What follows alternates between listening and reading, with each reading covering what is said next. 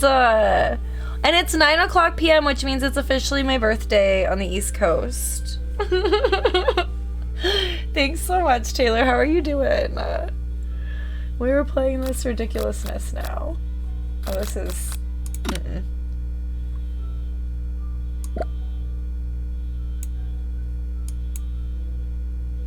Okay.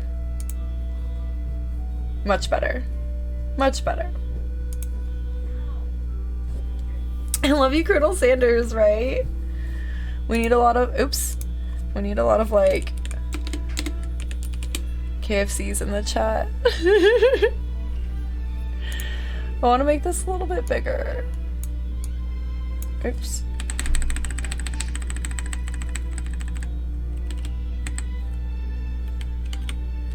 Alright, let's try right there. Gotta enter my name. Button. This is literally like what's floating in the background of Button KFC. I'm losing my mind.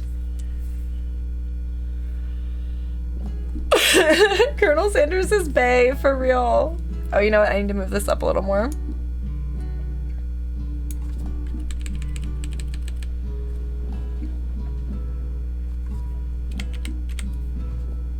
Okay, that should be good, I think.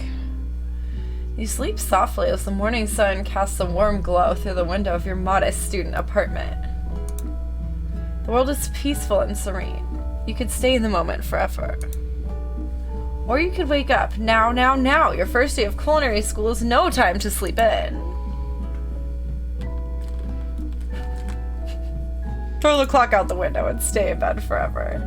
You slept through the school year and gave up on the once-in-a-lifetime opportunity to meet Colonel Sanders! Did I just end the game? Game over. Bum, bum, bum, bum. I just wanted to snooze, man. Let's try it. Look at that speed run.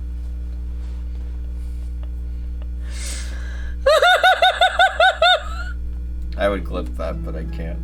'Cause I'm not much. Somebody clip it. Let's try this again. You could stay in the moment forever. You made it sound really nice. Perhaps you could wake up this time. Okay, smack that clock up and at him. Smash that like button. Lying in bed, you stare at the ceiling, thinking about everything that awaits you at the prestigious University of Cooking School, Academy for Learning. Your mind begins to wander. Who will be there? What will you cook? What should you wear? Time begins to fly by, and you find your imagination getting away from you. You'll need to take this seriously. You allow yourself to daydream a bit, thinking about the future. Well, now I'm scared I'm gonna pick the wrong one. Daydream a bit. It's here finally, your first day of culinary school. So many dishes to prepare, so many students to meet. Your mind is swimming with possibilities when you realize you're running late. You grab a biscuit and burst out the door in a hurry. Just had a biscuit sitting there? Mmm, delicious. Just what you needed to wake up those taste buds. Oh, that looks delicious. I'm so mad. Yikes, you're in such a hurry, in fact, that you forgot to put on any deodorant before running out the door. You're sweating buckets as you rush to arrive on time. Uh-oh. This is why I keep deodorant in my purse, but I guarantee that's not going to be an option in this game. Oh, there was no option. Standing in the quad, you gaze upon the magnificent University of Cooking School, Academy for Learning.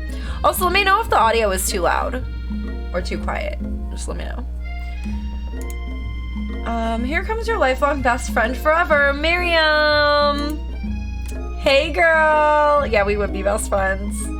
She's the most adorably awkward person you've ever met, and you absolutely love her for it. Well, yeah, 'cause same. Good morning, Bun! Are you excited for the first day of the rest of our lives? Actually, because I sure am excited, a little nervous. Okay, a lot nervous. It's just that this morning I made breakfast for myself, but when I ate it, I couldn't taste any love in the food. What if I'm no good? What if I fail? Classic Miriam. Raised by master chef parents, she's always held herself to a very high standard. Very high standard. Oh, I thought you were gonna eat me. Ever since we were little babies playing together and you rescued me from that quicksand box, it's been clear to me that you're the most loving, caring person I know. You're going to do great. Can I press something here? Oh, yeah. But the University of Cooking School Academy for Learning's famous 3-day-only semesters, I'm afraid of being left behind and never catching up. Why is that her voice? I don't know. It's just what I'm doing. A sweet girl, Miriam has always had a flair for the dramatic. This summer, she got so nervous about her first kiss that she chipped a tooth practicing on a mannequin. You did not need to tell everyone her business like that. Wow.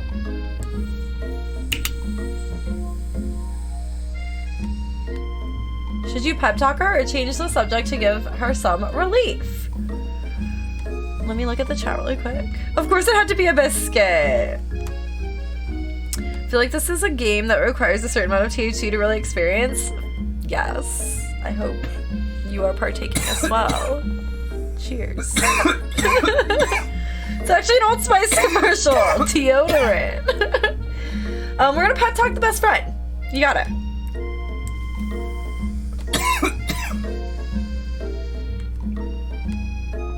Remember last month when we saw the fortune teller and had our tarot cards read? The lady with the mask who gave me nightmares, I've been trying to forget. I know she looked spooky, but she was so sweet. She told you that you were destined for great things. Remember that card with the fancy looking tower and that other card featuring that handsome fellow in the red suit? I've been waiting for so long to meet a handsome fellow I could call my own. I just remembered I could be doing a spacebar for this.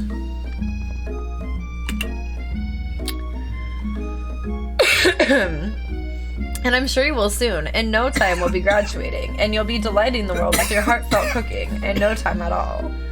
You said in no time twice in the same sentence! As you talk Miriam up, you can feel her nerves begin to ease. I just pressed the pen to go in the game? Okay. You know what? Maybe everything will be okay after all, and if not, at least I have these killer bangs. The bangs do look really cute on her. The 7 herbs and spices are killing Sia. What? No.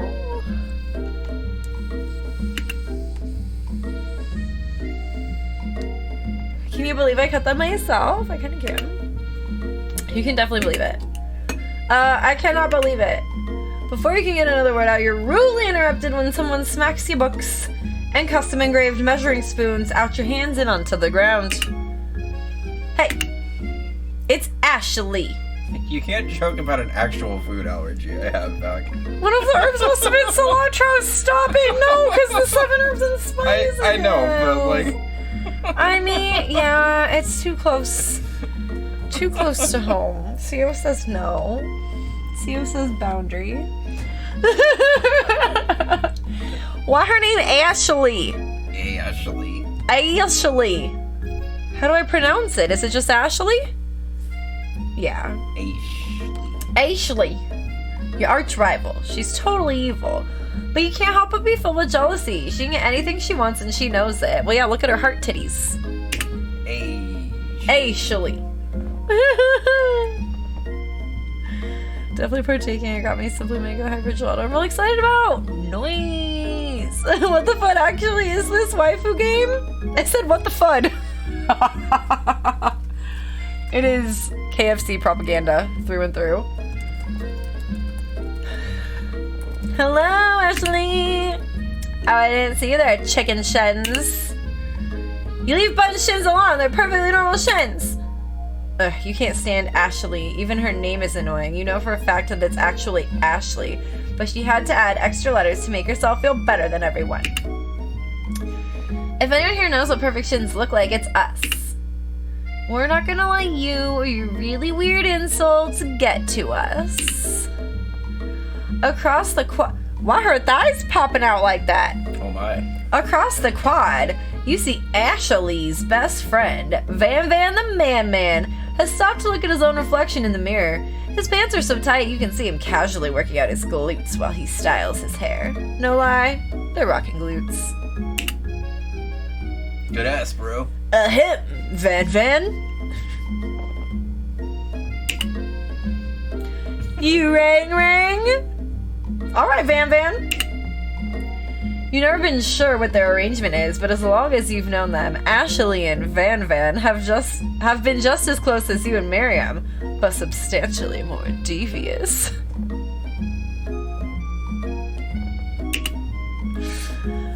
I can't believe that University of Cooking School Academy for Learning would ever allow people like you to attend as students. Why is my cord for this so, like, tight?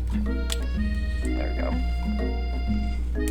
This is moving all over the place. Oh boy. Okay. Whoops. I know, right? You'd think they'd just hand us our diplomas now. Or maybe hire us on as professors. You amateurs could learn a lot from us. With the first day of school about to start, there's just not time to properly tell these two off, so you resist the urge. Let's go, Miriam. Psh, see you later, losers. As you approach the door, you see a goofy-looking kid pushing hard against the window directly next to it. Oopsie. I think it's broken. You reach forward and easily pull the door open. That should do the trick. I love you! I think you mean thank you? My name is Papa. I was named after my papa. He is old. Could someone like this also be a student at the school? He must be one heck of a chef. Also, his name tag clearly says Bob, but I guess he's reading it upside down. Hi, Pop. I'm Bun. So, are you gonna make me hold this door all day? Wait a minute. Do I have caps lock on? No. It just typed my name in all caps like that. I was like, no one else's name is in all caps, so I was curious. Are you gonna make me hold this door all day? No. And with that, the young man walks into the building ahead of you. Is it just me, or is he kinda cute? I think it's just you. You both shrug your shoulders before following him into the building. Stand at the edge of the room, unsure where to sit. Other students wander in and keep themselves busy chit-chatting. A scruffy-looking pooch takes his place at a podium at the front of class. Adorable! Look at his glasses. He's a business pup. Just precious. Was it a JoJo reference? I didn't know. Andy's here. Hi, Andy. What the fun? Only because it's rabbit season? Stop! Oh my god. KFC's marketing department is wild. This has been a wild ride so far. We're only 15 minutes in.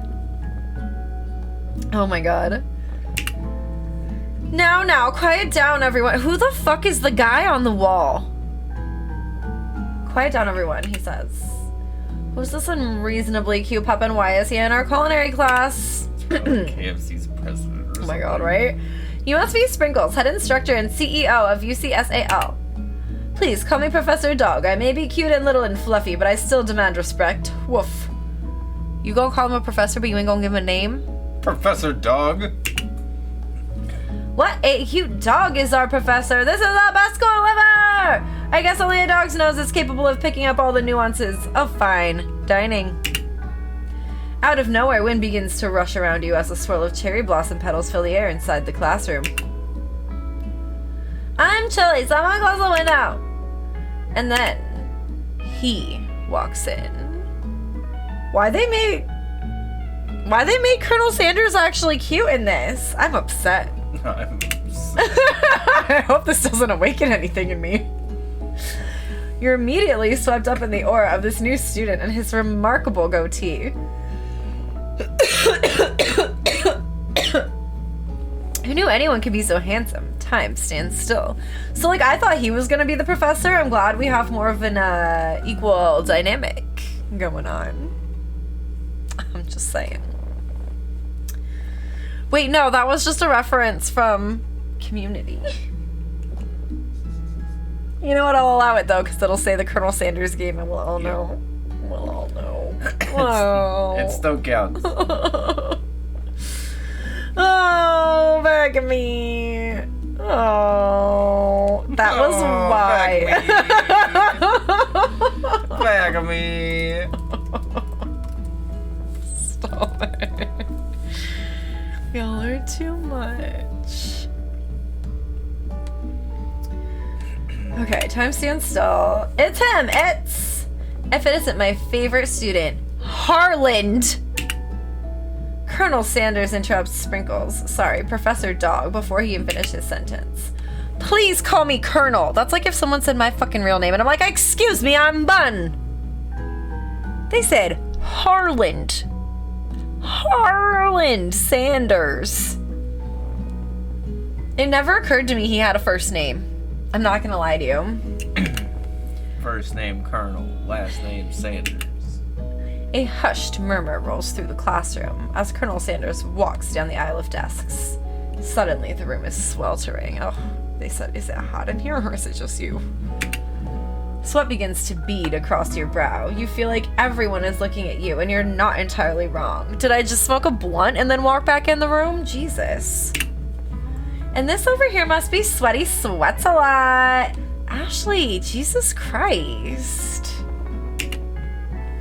Maybe we should open that window back up before Faucet Pits melts into a puddle and evaporates entirely. You're gonna make fun of people for getting sweaty pits? How old are you? Bodies do that sometimes. Chill the fuck out. We do our best. Hold on just a second. Nobody talks to my friend like that. You two both know my name. We were in the same kindergarten class, and what is with all you really weird insults? Besides, when Bun sweats, it's not gross, it's beautiful. Look at that shimmer! Like, who cares? You turn to find Colonel Sanders standing right in front of you. Oh, I'm supposed to be single in this game, and he's cute, so I care. Oh, God. God fucking damn it. I'm supposed to be single in this game. I'm not married in this game. Colonel Sanders, beautiful angel that he is, stands before you, smiling gently, his hand outstretched. No, it's not. Boy, howdy, this classroom gets hotter than a Kentucky Fried.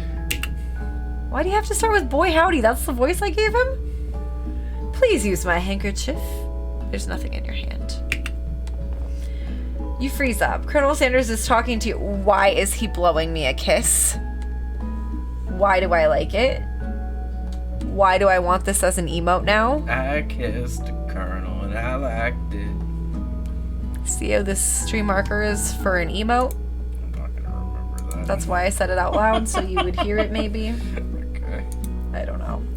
Wait, Colonel Sanders is talking to you about how sweaty you look. You're completely mortified.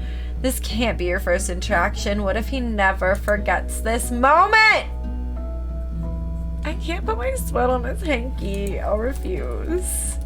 You feel horrified that your first interaction with Colonel Sanders is centered around the fact that you're a sweaty mess. Wow, this is really going, like, very realistically right now, and I'm horrified.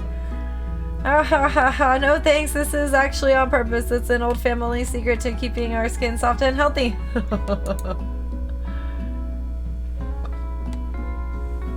You wave his hand away and quickly wipe your face with your apron instead. Professor Dog steps in to settle the class down and set some ground rules. I'm sorry, are there like 3 people in the class? 4? Welcome to University of Cooking School Academy for Learning, the greatest culinary academy in the world. The birthplace of culinary legends past, present, and future. Many challenges await you. There will be tears. There will be blood. There might even be really adorable tiny food! I love tiny food. When all is said and done, there will be a battle. You will lift your sporks and compete in the broom cooking arena. Just then, another student enters the classroom and interrupts the professor's rousing speech. Hi guys, sorry I'm late. I hope everyone had a good summer. I really miss... Quiet! Late to class is bad enough, but interrupting my monologue? You're on the fast track out of here, young man. Are you sure you're even in the right place? Don't you recognize me? This is my 3rd year in this school with you as my teacher. Everyone stares at him blankly. Does no one remember me?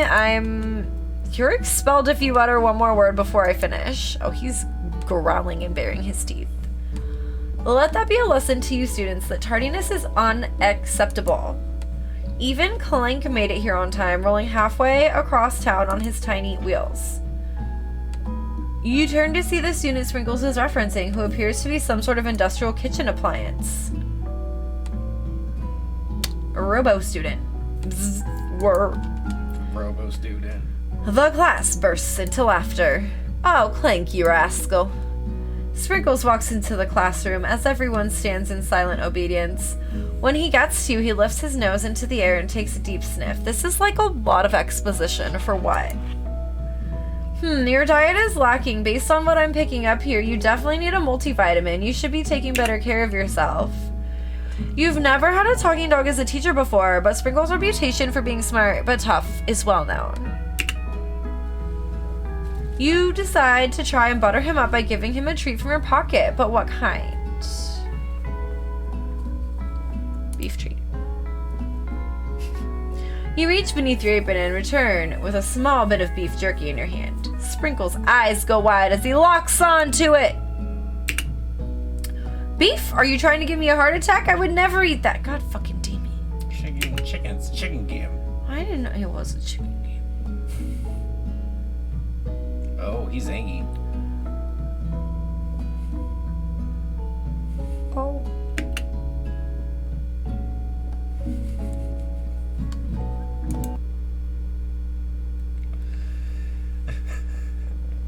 Well. Fun may not be very good at dating sims. This is a chicken dating That went sim. well. Yeah. Okay, you can fast forward through this a little bit more. I think I rewound you slightly. Oh, okay, I didn't have to Fast forward. completely restart.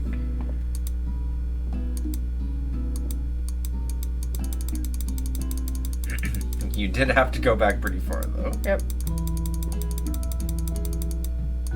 Grateful there's this fast forward button, at least.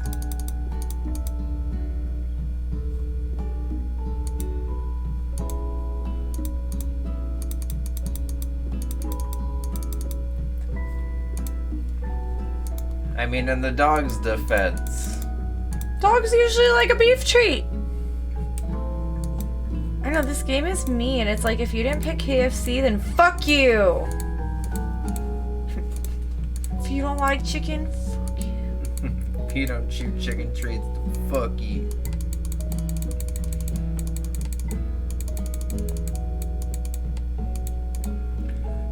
Well, while Bun's getting back to there, chicken snack. Chicken snack. Oh, he's gonna love it. His favorite! Chicken snack, chicken game. Well, I think there might be some competition for a new star student. Yeah, apparently you can game over in this, isn't that He went foul? from either being your favorite student to kicking you out of the school and giving you a game over what treat. Yeah. That seems excessive. Corgis are known to be stubborn, though. This doesn't look like a corgi. Is this a corgi? This is a corgi. Oh. Well, he's not a very cute corgi. Honey, thanks. Ani! Thanks to @Rainbow Llamas for my sub. Aw, thanks, llamas. Did you know in some time zones it's already your birthday? Yeah. Not mine yet. Birthday, so I am in the bud. past. I'm in the past too. It's only 9:26 p.m. here, but it did officially hit my birthday in the East Coast, and I guess it's been my birthday for a while in other places. But thank you so much for the 2-month resub, Ani. You're so sweet. I hope you're having a great day, and shout out to Llamas for that gifted sub. Look at his dumb little legs. Probably the glasses threw you off. Oh my god. I'm literally a corgi with glasses. Stop it. He's absolutely a corgi. Look at his dumb little legs. Stop.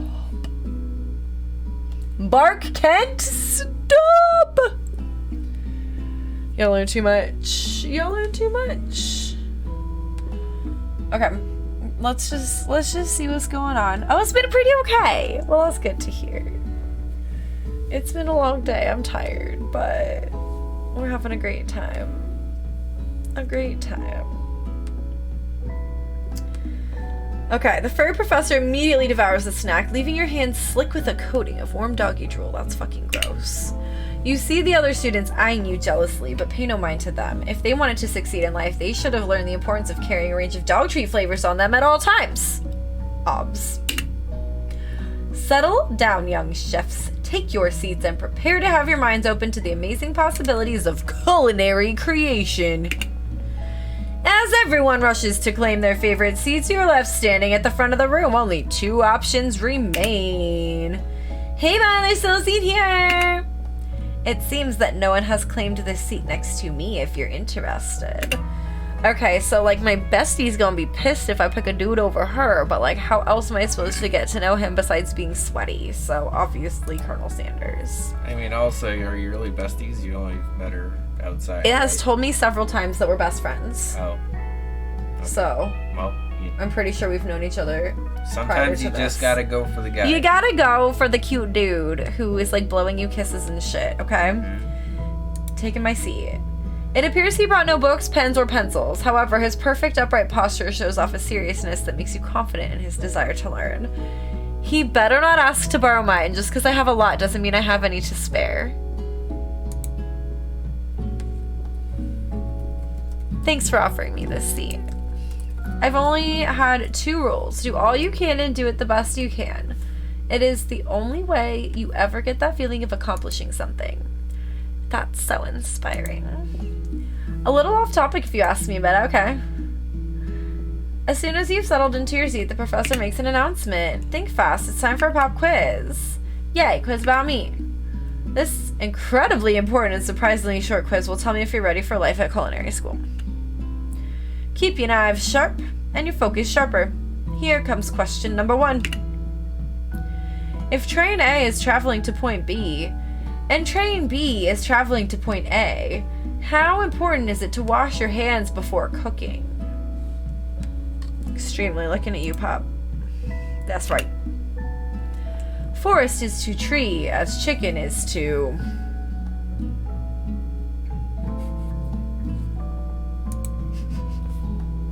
Sorry, I didn't want to get it wrong, so I started thinking about it, and then I was like, why am I thinking about this so hard? What's the most efficient eating utensil ever created? A comically oversized fork. I think a spork. That's right! What food is best for a broken heart?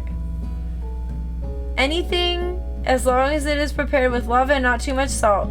Camel meat. A pancake that looks like a silly face. Well, none of these are chicken.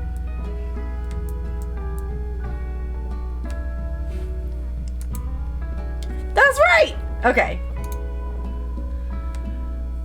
Is Sprinkles a good boy? Of course. Oh, the best boy!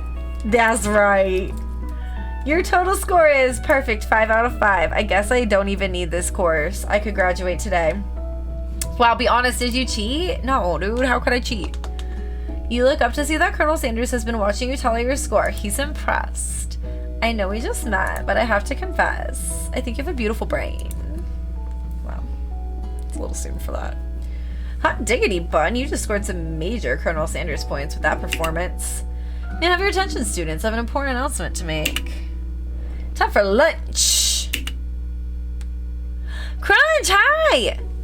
Hi. Oh my god, I didn't see you come in. I'm so sorry. Steffi Ann, also hello. Oh my goodness, I'm so sorry. But I'm sorry. Too obsessed with Colonel Sanders. We love Colonel Sanders right now. Wow, how embarrassing. Thank you for the happy birthdays. I appreciate ya. An uncensored patch? Stop it. A beautiful brain, slow down there, right? Okay, wow, the cafeteria is as nice as any restaurant you've ever eaten at. It makes sense that a school dedicated to cooking would also be serious about eating. A delicious fragrance wafts through the room and tickles the end of your nose. Your mouth waters. Do you smell that? That must be our lunch. It smells crazy good. Everyone, can I have your attention? Is it about lunch? No, I just wanted to apologize for my tardiness. You see, Howdy, folks. I'd like to make an announcement. Hey, it's about lunch. Everyone cheers. But shh. Lunch, lunch, lunch. She said shh. In honor of the new semester, I have prepared something special to share with everyone for lunch. Why is this giving vibes of Subway the person in Community? Yeah. Oh my god. That must be the smell I smelled. Indeed, that smell. You hold your breath, waiting to see what food this mysterious student has created. You've heard that he's very talented, but were the rumors true? Rumors. Is this? Colonel Sanders lifts a large bucket above his head. Its contents glimmer in the light. They are making KFC look good right now. This is not an ad, I would like to remind you, but it was a free game, because it is an ad. I'm not doing an ad, the game itself, probably an ad. Piled high are huge pieces of chicken, breaded and fried to a crispy golden finish. The aroma envelops you and you begin to feel warm and safe. I think I was just hungry. I mean, it's definitely an ad, I know, why did I say probably? Colonel Sanders has filled a bucket with chicken. What a novel concept. Your stomach begins to grumble as if to say, stop thinking and start eating. All I'm hearing is KFC give fun money, right? Like KFC. Come on.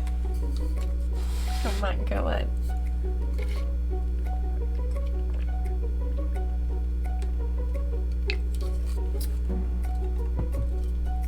Should get food? Yes, if you're hungry, get food. Ad quote, this stream is not an ad. This game might be an ad. Just ate chunky soup because lazy? That's fair. Okay, stop thinking, start eating. For years, I've been developing a secret recipe for the perfect fried chicken. By my calculation, nothing less than 11 herbs and spices are required to achieve the perfect balance of flavors. Sorry, it's 11, not 7. It rhymes, but you were wrong. There's more herbs and spices. 4 more, to be precise. And I didn't have to do math, because I know that 7 plus 4 equals 11. 7, 11. 7, 11. Okay, sorry. Anyway. You look around and notice that every other student has a pen and paper and is scribbling notes as fast as they can. But that's all I'll say about that. What, you think we want your stupid secret recipe, dude? Pshaw, nah, my dude. Nah. Not ruined my voice. Sure. Pshaw. And I didn't even have to do math because I know that 7 plus 4 is 11. Stop it! We are at that part of the stream, yes. Like, Go Math taught me a lot in terms of, like, math facts. Is it on top of something over there? Baby, it's on top of, like, a Joy-Con. Why are you not paying attention to what it's on? Move this. I didn't think it was on anything. It was. It was on the Joy-Con. Joy-Con. I don't know why I said it like that. I'm sorry. The Joy-Cons are behind that now, though. Okay. Pshaw. We don't want any of that shit. I'm just drafting a last will and testament in case one of those ingredients is poison. Got 'em. He looks around nervously to see if anyone else is laughing at his sick burn. You wait to see what zinger Ashley has prepared to follow up, but she suddenly takes a different approach. Yeah, and I was just like writing in my diary, dear diary, today I sold something beautiful. I knew at that moment that only the hands of a true gentleman could fry chicken so tender. You see her body language change from bitter and evil to sweet and innocent as she slides closer to Colonel Sanders. She realizes that he is destined for greatness and fame with cooking skills like this. She wants him all to herself. I mean, this isn't Gordon Ramsay, but okay. Oh, please. Well, Van the Man, if you don't want any, I'll take his. Whoa, hold on. I mean, I guess I'll try it. He takes one bite and his eyes grow wide. He starts contorting his face as he tries to hold in his pure exhilaration and act unimpressed. Easy now, there's enough for everyone. Please, my fellow classmates, dig in. You take one of the pieces of fried chicken out of this bucket and sink your teeth into it. It's amazing. Tasting Colonel Sanders' food transports you to another dimension. Alone with your taste buds, gripping a drumstick in your hand, you float weightlessly. Focus your mind and meditate on the moment, try and identify every flavor. Savor the moment and everything that it tells you about Colonel Sanders' culinary heart. Or swim towards the light. I mean, we're gonna savor this moment about the culinary heart. The flavors in your mouth are beautiful, pure, heavenly. What a guy. Alone with the flavors, you feel something that can only be described as love. For a man, for a flavor, are they the same? After tasting his food, you try to get some one-on-one time with Colonel Sanders. Well, yeah, I approach him, obviously.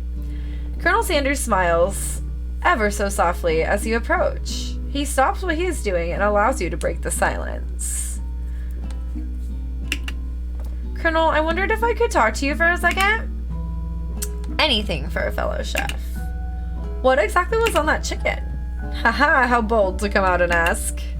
It's an idea I had for a new combination of flavors that will make my fortune. Wait, that will make me my fortune and establish my legacy for all time as I open a chain of highly successful fried chicken restaurants. No big deal. You little cutie. It's just you and me. Sorry, so over here and it was you being cute. It's just you and me here talking. I can keep a secret. In fact, I've got some of my own that I'd be willing to trade. What's the rush? The semester is only getting started. We've got 2 more whole days to get to know each other. How is it a 3-day semester? That is not a semester. Like, that's just half of a week. He's clearly not going to give it up easily, but it doesn't hurt to be persistent. You know what they say about secrets, Colonel? Shouldn't learning be fun? You've got Moxie, I'll give you that. Colonel Sanders looks both ways to make sure you're truly alone, and then leans in. You can feel his warm breath as he whispers. That's descriptive. Just one ingredient, but you can't tell. I use blank. It's something my great-grandmother taught me. Blank. Wow, you'd never have guessed that. In fact, you're not even sure where you'd get some if you searched. While you're wrapped up in that huge revelation, you notice that Colonel Sanders has disappeared. While everyone else is still in the cafeteria, you decide to look for him. You find Colonel Sanders outside, stating the quad. Oh, it's you again. Howdy. Sometimes I like to come outside and look at the school buildings. I think about how my story will continue on after I've graduated. It sounds like you have big plans. I dare say the biggest. I will leave my mark on this world. You can bet on that. Alone together for the first time, you figure now is the perfect moment to show your personality to him. Neg him to show your own strength.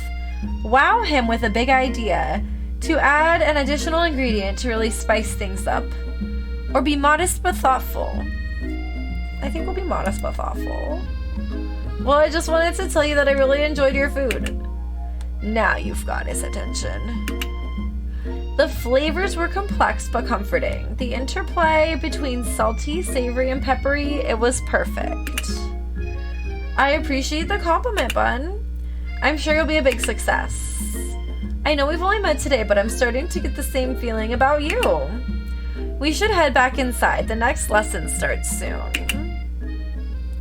You step into the massive cooking arena where the afternoon lesson will take place. Each student gets an oven and all the tools and ingredients they could need. Look at this place. It's magnificent. Finally, we get to show our stuff. Wait a second. Oh no, we have to show our stuff. What if I totally blow it? You're not gonna blow anything except maybe kisses to the crowd of fans you're going to earn with your signature adorable tiny food creations. Welcome, students, to the cooking arena. For today's lesson, we'll be cooking with partners. Hurry up and pair off. Naturally, Miriam looks over at you, but unable to control yourself, you pounce on Colonel Sanders. Pounce. Hey, Colonel, would you like to tackle this lesson as a team? A team of 2, that is. Me and you, if that wasn't clear. JK unless. Wanna be my partner? Sure, bud, I'll prepare our station. Oh, Bestie's pissed. Without you as a partner. Miriam is left standing all alone. 2 different students quickly take notice. Hello, new partner. Beep, boop, bzz. Oh my, 2 potential partners. I'm so sorry, gentlemen, but I don't know who to choose. It looks like you'll have to pick for her. Friend duties can be a little awkward, but that's the price you pay for not being alone forever. What? Who do you want to ask to be Miriam's partner? I hate them both. Clank feels less annoying, but can Pop actually, like, cook?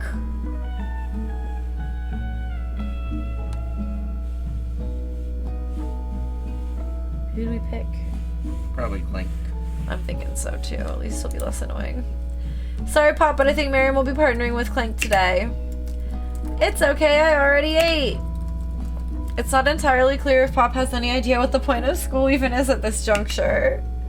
Clank is clearly excited to have some attention. He heats up and begins to roll back and forth. Warp, warp, warp. Hold on there, fella. We don't even know the assignment yet. Technically, Clank might not have a face, but there's something charming and earnest about him. Bzz.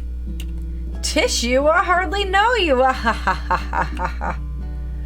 Clank judders and a panel shakes loose. You get the impression that this is a sign of affection. Looks like you two will be fine. Now it's time to focus on your own cooking classwork. Alright, you two, for today's lesson, we're going to keep it simple.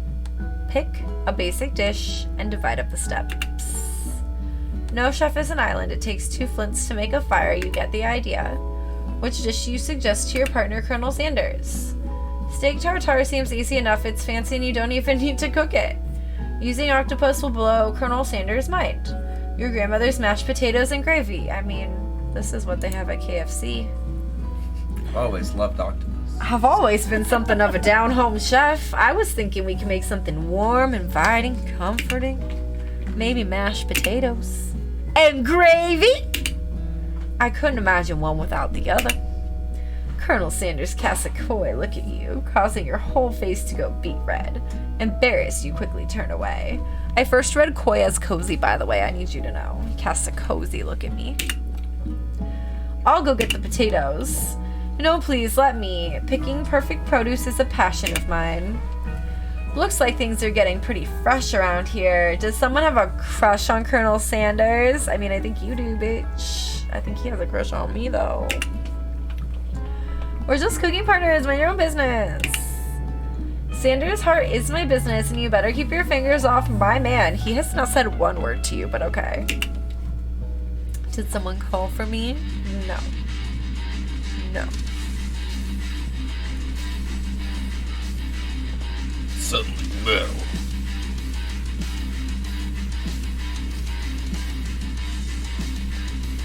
She has thighs on her thighs? Stop it, like chicken thighs.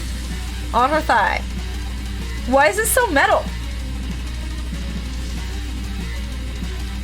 I thought this was sort of a Portal 2 where Gladys listens to Big Mountain Fudge Cake moment, and I was like, wait, this isn't an alert of ours, this is just the game music.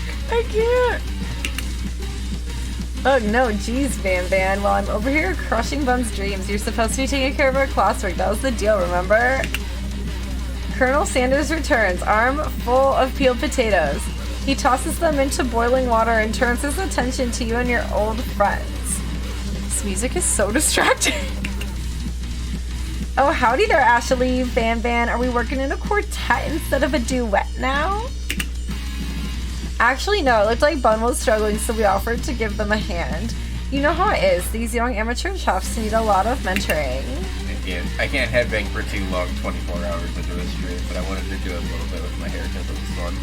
I was gonna say, Colonel Sanders, maybe I could also teach you a thing or two about fancy food. Maybe one day you might be able to get up to my level. Ha, doubt it. Don't be rude, Van Van. Personally, I have no doubts whatsoever about Colonel Sanders' ability to concoct creations worthy of admiration. After all, your fried chicken was quite spectacular. It had to start over because I spent too much time not, like, going through the dialogue. But, Colonel, if you ask me, I might make a better partner for you than this thing that has positioned itself at your station. Please, bitch. Didn't you feel deep down that we cast complementary shadows? We fit together like a thigh and a drumstick. It just makes sense. Nothing about this makes any sense, but one thing is clear. She's coming for Colonel if you don't watch out. Ashley is really going at you hard. You need to ask for some backup here before things get ugly. Turn to Colonel Sanders, hunk of hunks, in your time of need. I'm here to learn and to express myself via my cuisine, not bicker with prima donnas. Partners were chosen at the beginning of class, so let's all respect the format, okay? You turn to Colonel Sanders to confirm that you're on the same page. I chose Colonel Sanders and Colonel Sanders chose me. Isn't that right? A businessman respects all fair agreements, from contracts to handshakes. I took on Bun as my partner for this activity, and I stand by it.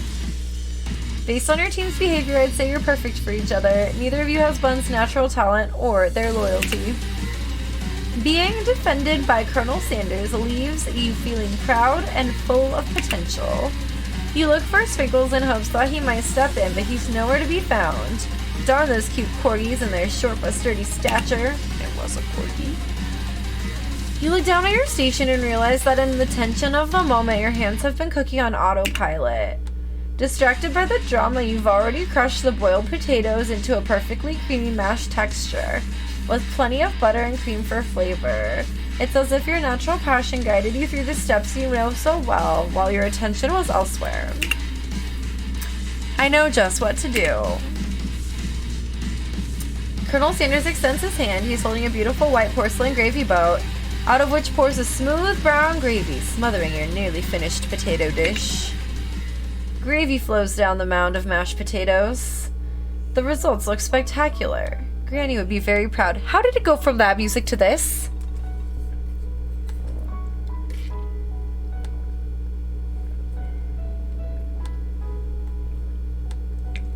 Like, that was so much. Oh yeah, at this point, Van Van is absolutely also hitting on Colonel Sanders, for sure.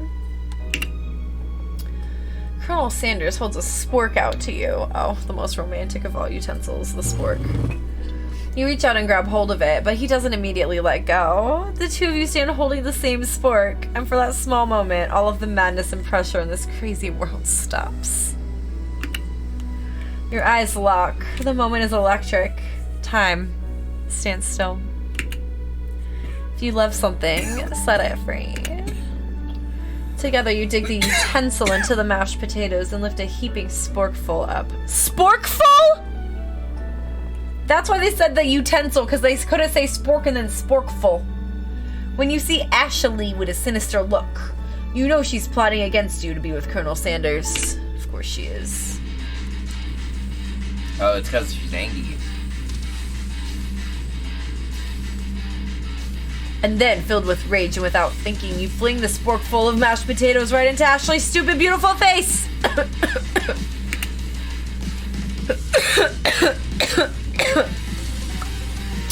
Van Van, do something, do something. Scooping up a fingerful, Van Van tastes the dripping mashed potatoes and gravy and realizes that it's delicious. Horrified by this revelation, he slinks away. Will he ever be able to cook something with so much love and integrity? Hold on right there, Bun. We do not waste food in the broom cooking arena.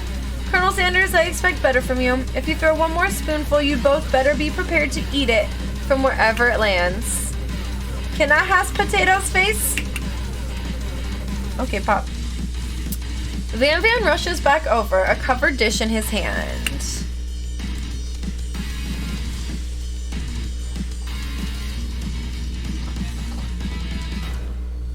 Oh, so what are you grabbing?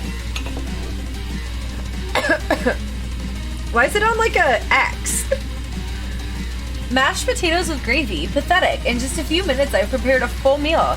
Gaze upon my specialty, braised tentacle of octopus, and my silky saltwater sauce. Played on a battle axe blade, forged by my supreme chef ancestors. Why would I play this game at the end of a long stream? Like, my voice is not there. You've ignored me for too long. That ends now. It is I who will have first bite, and you will all look on with envy. The interrupting student rushes at Van Van and swipes a bite of his signature dish right off the plate. No, don't.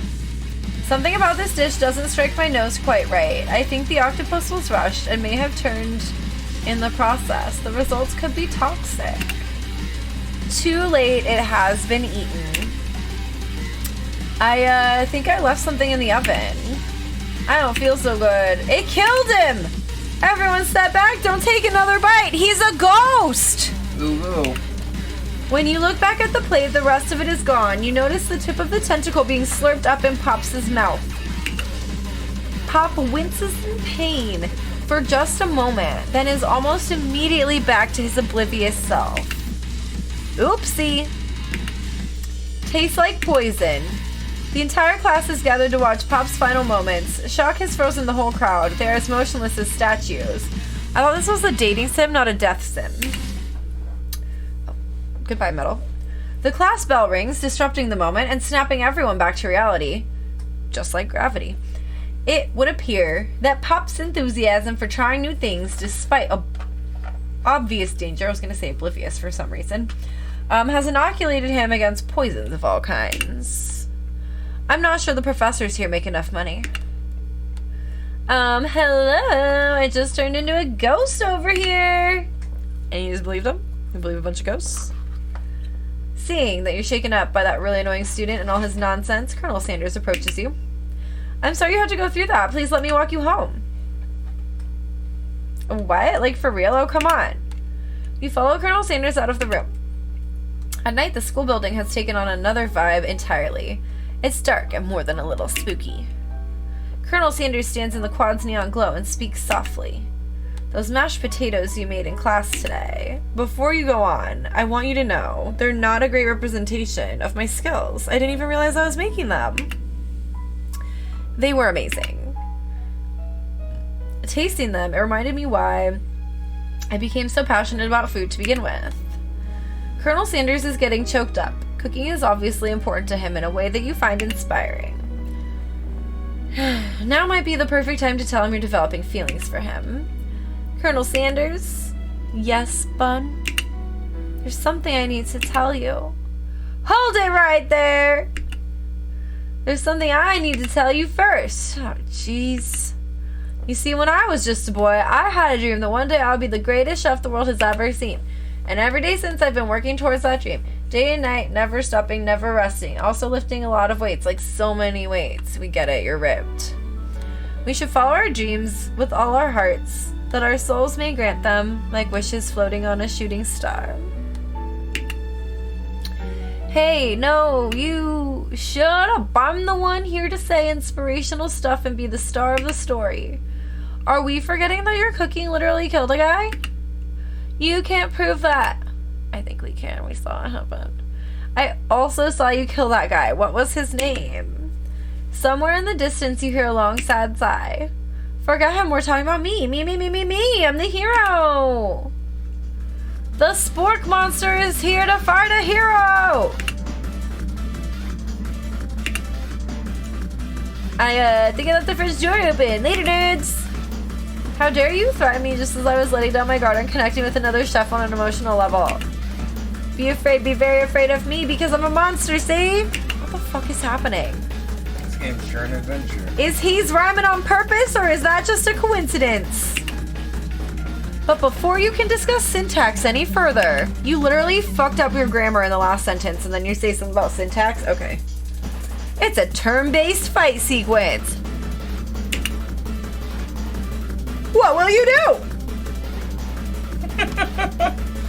The old Final Fantasy menu, that's cute. You decide to go on the attack.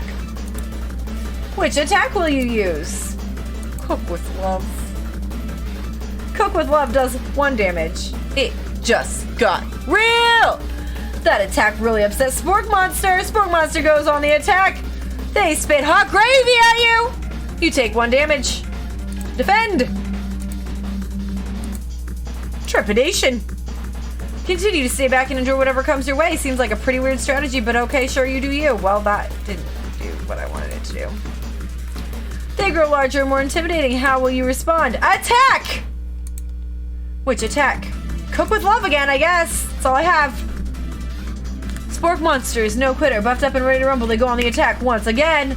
Spork Monster uses the Utilitensile. You take 2 damage. If you take much more damage, you're not going to survive the battle. I don't know what you want me to do because defending didn't work. Attack. All I have is Cook with love. Does 1 damage. Spork Monster is using cheese sauce onto the lawn of the quad. I wonder who's gonna have to clean that up. Probably the janitor, who does not get paid enough for this shit. Feeling vulnerable, Spork Monster prepares for its ultimate attack. Rounded Edge. Why does he get all these attacks? Vile villain, your reign of terror stops here. Or was that his voice? Okay. Colonel Sanders summons the energy of 1,000 chickens! Pop, pop, power, pitch. I read that as bitch at first. Bitch. It came out as pitch when I realized it was pinch. Pop, pop, power, pinch does 10 damage. Spork monster is defeated! It only took the power of 1,000 chickens. Why does he also have the vibe of the fucking of the video game of Pierce's dad dying? Yeah. But also the KFC game.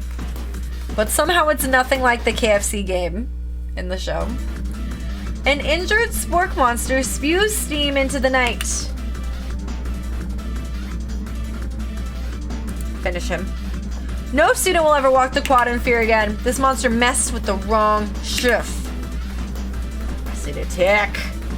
You ready your final attack? You'll never survive my student debt loan destruction! Student loan debt destruction does 10 damage! That's right, bitch! Get piled in student loans for the rest of your life! Ha-ha! Destroyed! Spork monster is completely vaporized. Colonel Sanders looks on in awe. You continue to surprise me, bud. The defeated monster left behind a special item. It appears at first to be a cookbook, but upon closer inspection, it's so much more. It's a book of magic spells with a golden chicken on the cover, of course, because this is KFC. You open the cover and find a library card tucked inside. The last name to have signed it out is Borko. Borko, that name sounds strangely familiar. Your blood is pumping as you stand in the quiet night, holding the mysterious book in your hands. As you come down from your battle buzz, you realize that your final attack has left you completely depleted. The world around you begins to fade away. Without any energy to keep your eyes open, darkness overtakes you. The image of Colonel Sanders flashes before your eyes as you fall asleep. He must have helped you get home. In your tired state, you don't know if you could have made it without him, little guy. You want to thank him, but you don't have the strength to utter a single word. You feel your covers being pulled up over you as you're tucked in tightly. Good night, my colonel. She said, my colonel? Tips cap. In your dream, you're together with Colonel Sanders. For some reason, Sprinkles is also there, instructing your love. Dreams are weird. I mean, you did meet both of them yesterday, that makes sense. Sleep. You awake on day 2 and attempt to process the wild visions you had. Were they memories or premonitions? And then there was that secret ingredient that Colonel Sanders went ahead and told you outright. Not much of a secret, huh? Circle!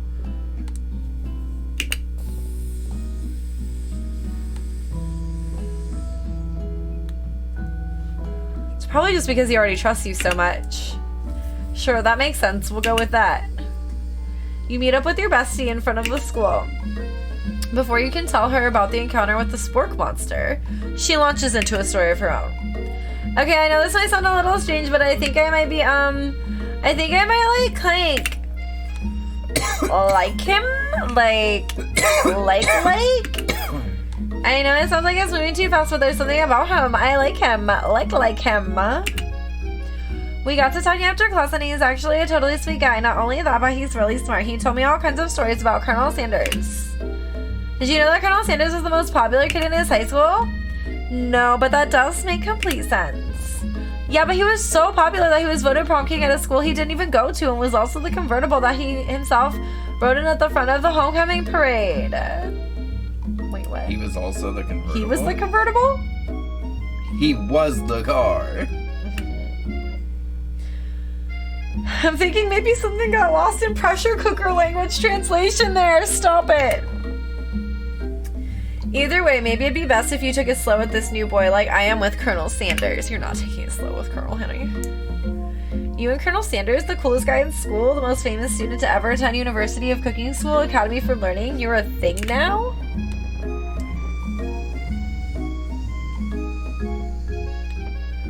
We definitely connected yesterday.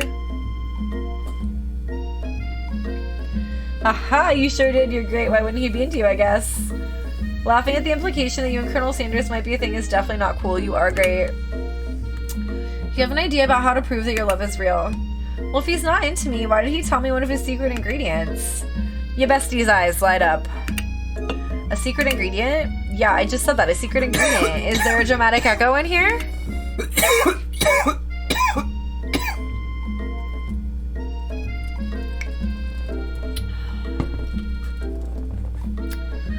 Miriam checks to make sure you're alone before continuing. So this summer while I was on vacation with my family, a lovely man approached me in the botanical garden where I was wandering. This can't be good. He told me all about his passion for spices, secret spices. The man even gave me some to show me what he meant. He said it was a powder created from super duper rare dried flower petals, and that if I did him a big favor I could have some of my own. Please, Miriam, don't tell me. So I filled my suitcase with them and brought them home.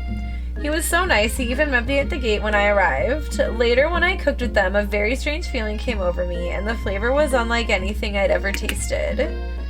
I think you're being very liberal with the meaning of spices here. Whatever. Anyhow, we both share an interest in cooking, so we've stayed in touch, you know, like pen pals. I bet he would love to know more about new spices.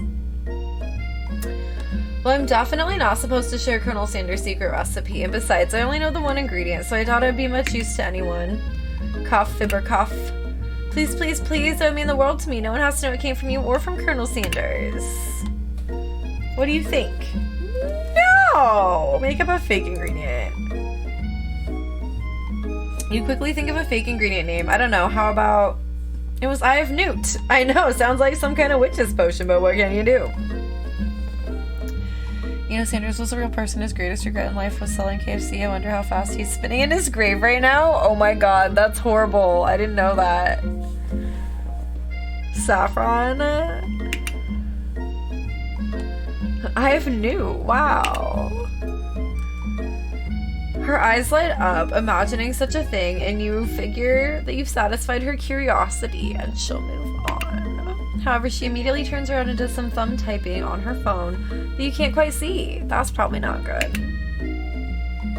Before you can ask her to confirm that she was definitely not texting secrets to other people, you're interrupted. A wind rushes in, cherry blossom petals fill the air. It's Colonel Sanders. He's arriving at school. Why is he on a white horse? Run to him. You decided the best way to show Miriam how serious you and Colonel Sanders are would be to run to him. We've known each other for a day, dude, but okay. Guess we're going in hard on this one. Surely he'll sweep you up onto the back of his stallion and you'll ride away together. That'll show her good. Oh, Colonel, my Colonel. However, your sudden movements surprise the horse and it rears up, kicking you directly in the face. The force of the blow completely knocks you out cold. In the darkness, you see a vision. Whoa, Bun, I'm here to deliver you a message. Not this guy. It is important that you remember this exactly as I say it. If you forget, the world could end, so you know it's serious. I've been trapped in a realm beyond, but a great prophecy relies on my return. Only you can save me. All you need to do is repeat my name 3 times. We don't know your name. And that name is... But before he can continue, you suddenly awake. Yeah, we don't know his name. Ah, jeez. You wake to find Colonel Sanders tending to you. He roused you back to life with a satchel of secret spices. Or is that just his natural seasoned musk? Compliment the craftsmanship of his horse's shoes, or lean in for a kiss. Do I pretend to give a fuck about the horse, or do I just go for what I obviously really want? We don't have time for this. Lean in for a kiss. Whoa, whoa, whoa, you've known him for a day. Are you really sure? Guess he must be. Oh no, I shouldn't have done this. I don't want to know what happens.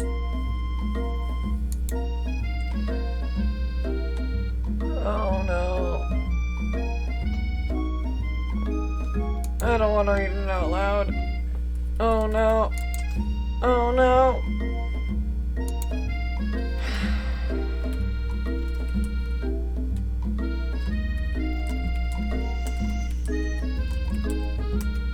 I knew that, yeah, same circle. I didn't know which one. I hate this for me.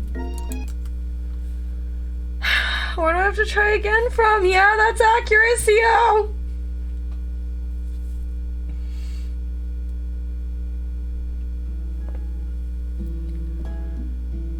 I have to do day 2 over again? It's just a dream, right? Oh, yeah, okay. I was like, that one actually seems like an okay. That wasn't as bad. The second one was really bad because you were like halfway through that thing. Yeah.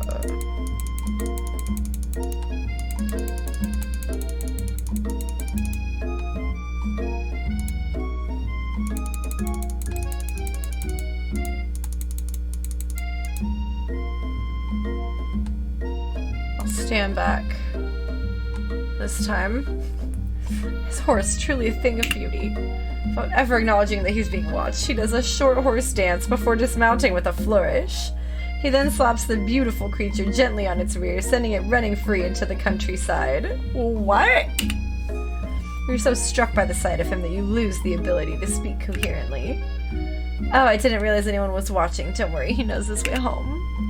You attempt to compliment Colonel Sanders, but the words don't come out exactly right. What a horseful beaut you have! I mean, what a horseful beaut you have! Dang it, that's what I just said. Yeah, that checks out too. Being a good friend, Miriam attempts to cover for you. Oh, Bun just gets really nervous around people they like. Well, what? This is not helping. I mean, they got food poisoning and were up all night. It was gruesome. You should have seen it. She gives you a wink and a smile as if to say, situation handled. Can't blame a girl for trying. And with that, Colonel Sanders disappeared into the school, leaving you and Miriam to follow. Okay, that went more normal. When you enter the classroom, you can see your two rivals, Ashley and Van Van, are doing something bad. By the way they're hiding, you know it must be really bad. Like counterfeiting recipes bad, experimenting with restricted ingredients bad, summoning a demon bad. I mean, literally one of them killed somebody with their food. They did! They both killed somebody with their food. Why were they not, like, charged for that? You try and get a peek over at Van Van's hulking shoulder, but he sees you coming. Whoa there, little one. I'm not sure you're ready to handle this. Act like you're not interested, but really try and get a closer look. You sit near the rivals, but you leave your back turned to them. You even hear Van Van mutter something that sounds a bit like a magic spell. However, he notices you eavesdropping. You try and cover your tracks and improvise an excuse. Oh, why are those emotes not showing up?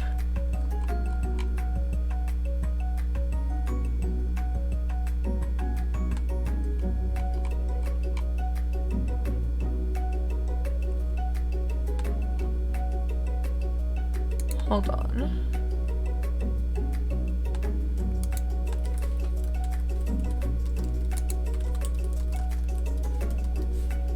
Wait, why am I in the mirrored one? I guess it doesn't really matter.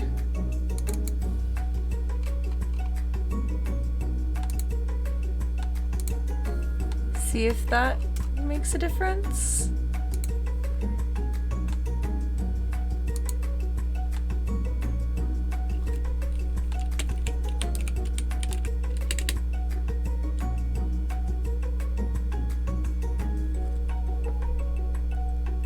No, nothing is showing up in the chat.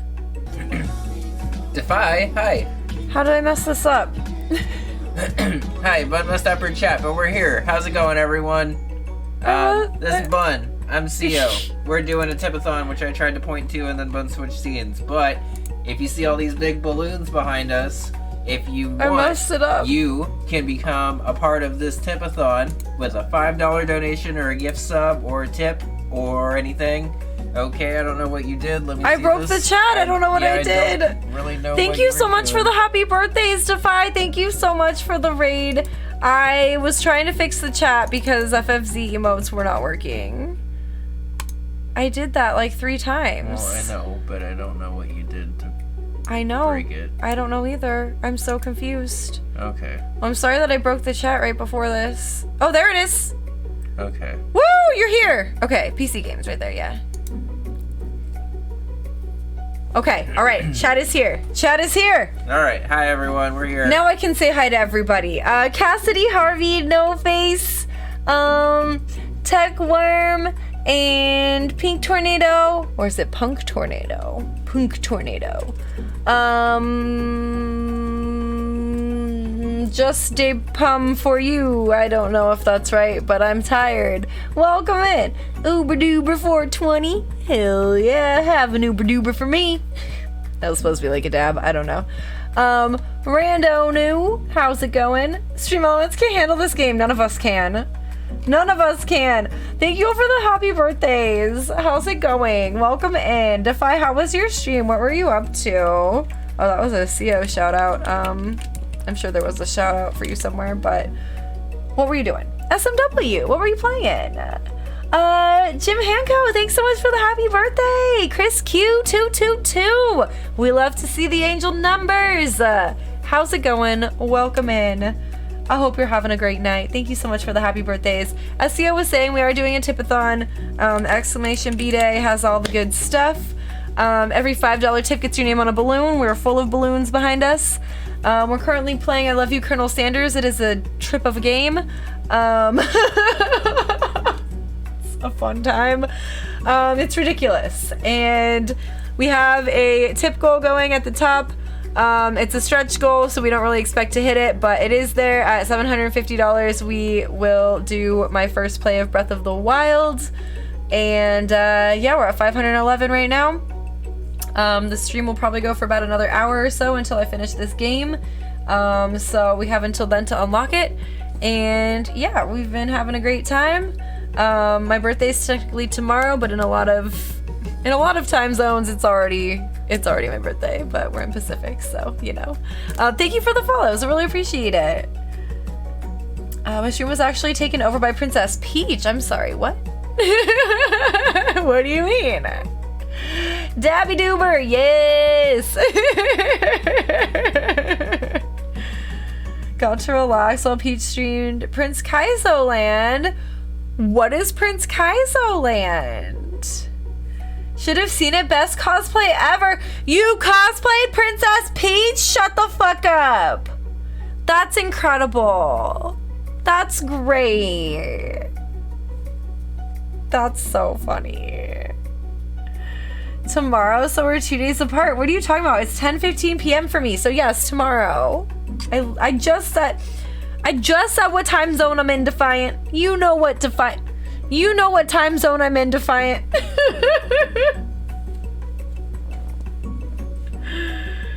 Can I post a clip? It'll help you understand. Of course. I want to say you can post a clip and it's whitelisted, but just in case. Oh yeah, no, we're good. Okay.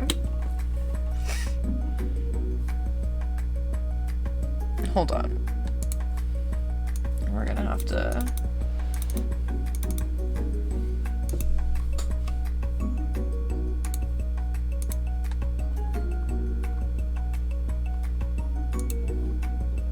You're delayed very badly, Cobra. I'm not delayed at all. You're just watching on TikTok, so you just don't understand. Shoutouts to Barb. I love Barb. I love me too. It's a very good cosplay. Call me Barb. Anytime. I'll leave Mario for you. I'll leave Mario for you. I can't. Too good. Too good. In character the whole time. That's beautiful, Defy. Thank you for sharing. Oh my god, I'm here for it. I'm here for it. That's great. Okay, let's keep going with this game. Thank you all so much for being here, Defy. If you need to like take care of anything after stream, we totally understand. I'm sorry I'm so tired. I streamed 12-ish hours yesterday. I'm at 10.5 hours today. We're sleepy. It's been a good birthday celebration, but like, it's tired in here. Okay. He's noticing me eavesdropping. This is not good. This is not going well. You try and cover your tracks and improvise an excuse. For anyone who doesn't know, this is a free game. It is a KFC dating sim about Colonel Sanders. They've really tried to make him like too cute in this game. It's a lot. There's a lot going on.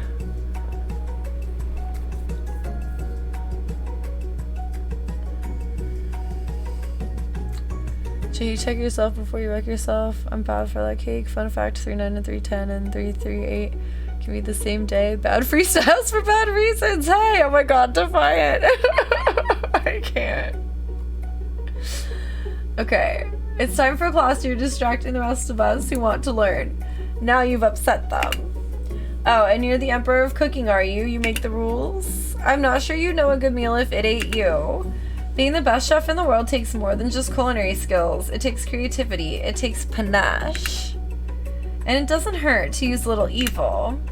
You finally get a look at what it was they were hiding and you instantly recognize it. I knew it. The chicken book. It's a book just like the one you found after your encounter with the spork monster. That's the same book that I found last night in the quad.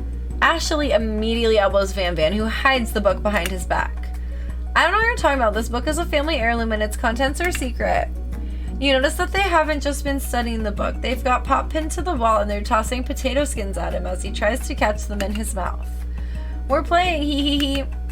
Before you can dig in any further, you're interrupted by the arrival of more students. It's almost time for class. Beep beep. Clank must be running late. He's in such a hurry that he rolls right over Van Van's meaty foot. Hey, watch it, you bucket of bolts. You watch how you talk to him. He didn't do anything. Bzz, womp. Who do you think you're talking to? I've never heard such language, not even from a stand mixer. Womp womp. No, your mother was a stand mixer. Werbs. Van Van jumps to attack Clank, but Clank shocks Van Van, sending him flying across the room. Protect me, Colonel Sanders. These crazed men are about to come to blows. I think it must be over me, but I'm not interested in either of them. Ashley's tone has completely changed in an instant. She bats her eyelashes at Colonel Sanders. Surely he must know that this is a ruse, right? Gentlemen, get a hold of yourself. Save it for the arena at least. Or don't. Honestly, what do I care? I've got lofty career aspirations to focus on.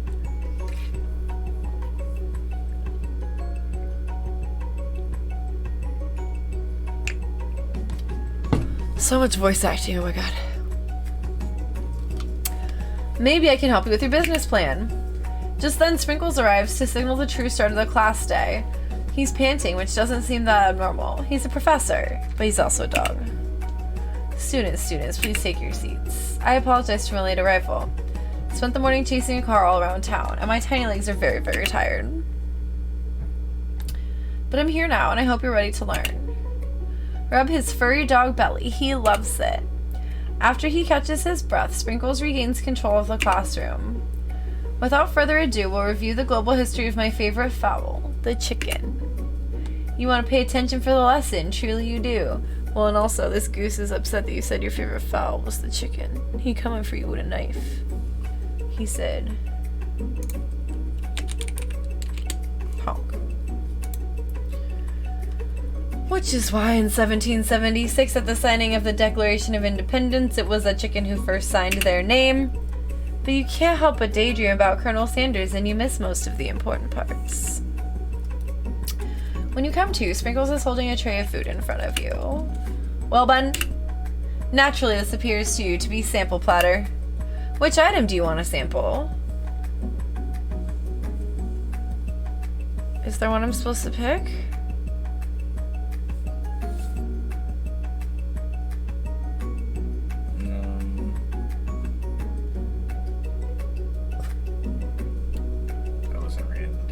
I don't remember it.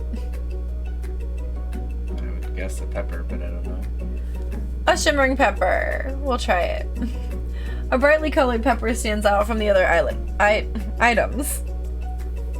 It sparkles in a most eye-catching way, so naturally you reach out, grab it, and eat it right away.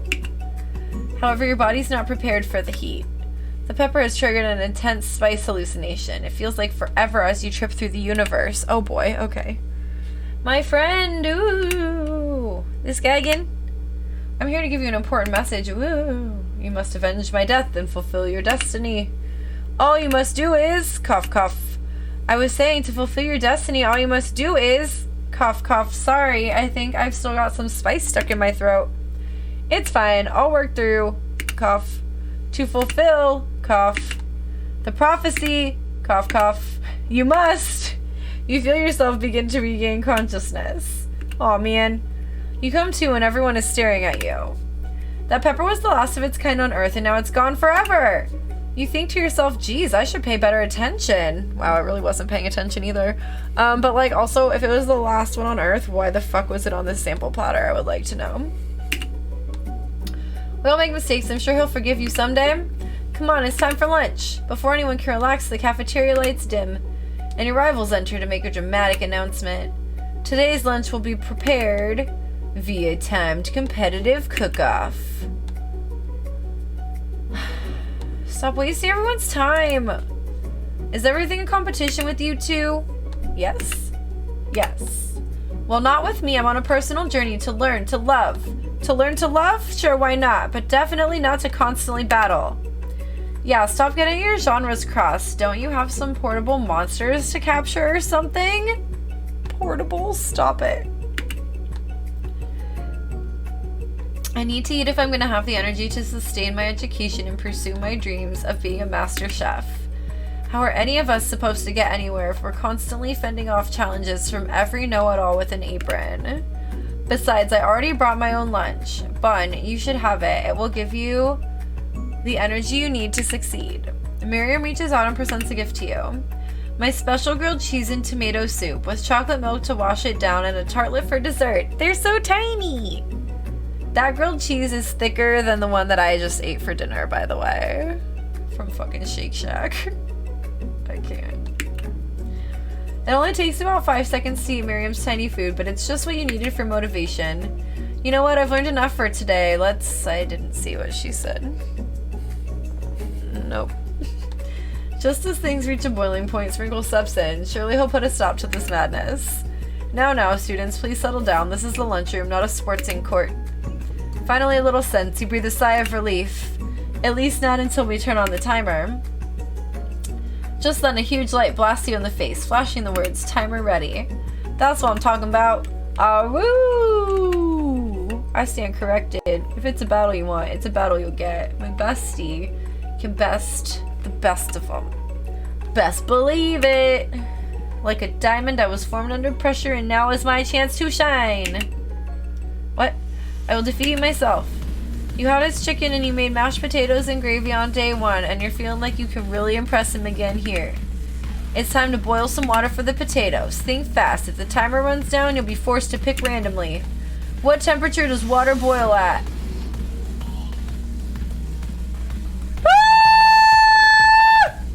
I don't know! It was wrong. It's 100 Celsius. I don't fucking know. Nobody told me. 100 Celsius is boiling. At 100 Celsius, you would die. 0 Celsius is freezing.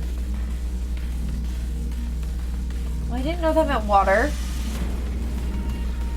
Sorry, there was a timer. I didn't know what to click. All I know is Fahrenheit, so I clicked that. Now I just feel stupid. You're good.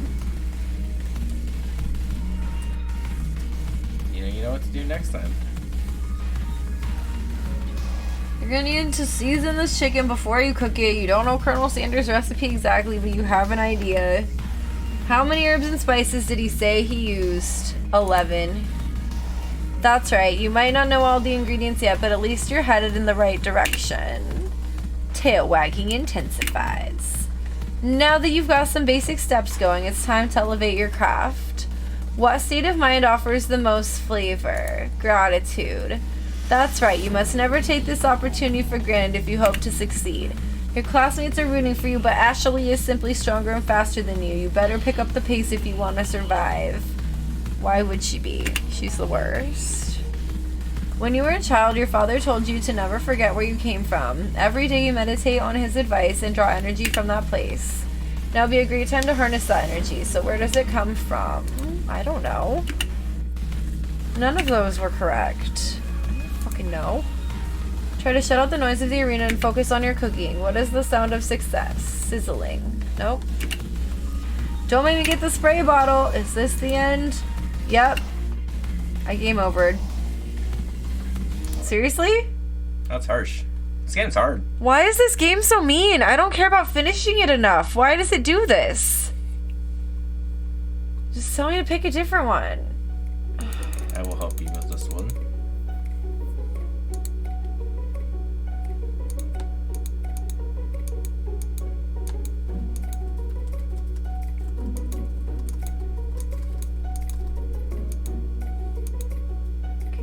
Help me, I guess, when it gets to this.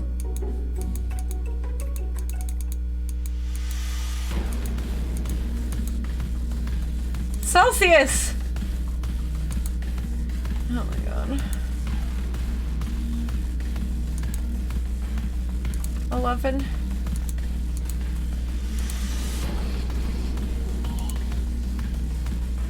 Gratitude.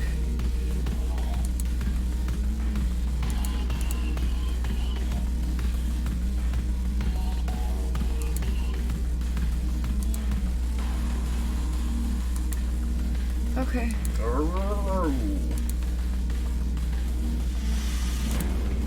Okay.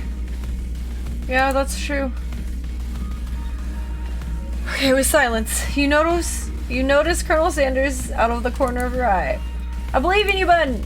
He's actually cheering you on, which would be awesome, except knowing he's watching you makes you totally forget what you were doing. Now all you can think about is Colonel Sanders.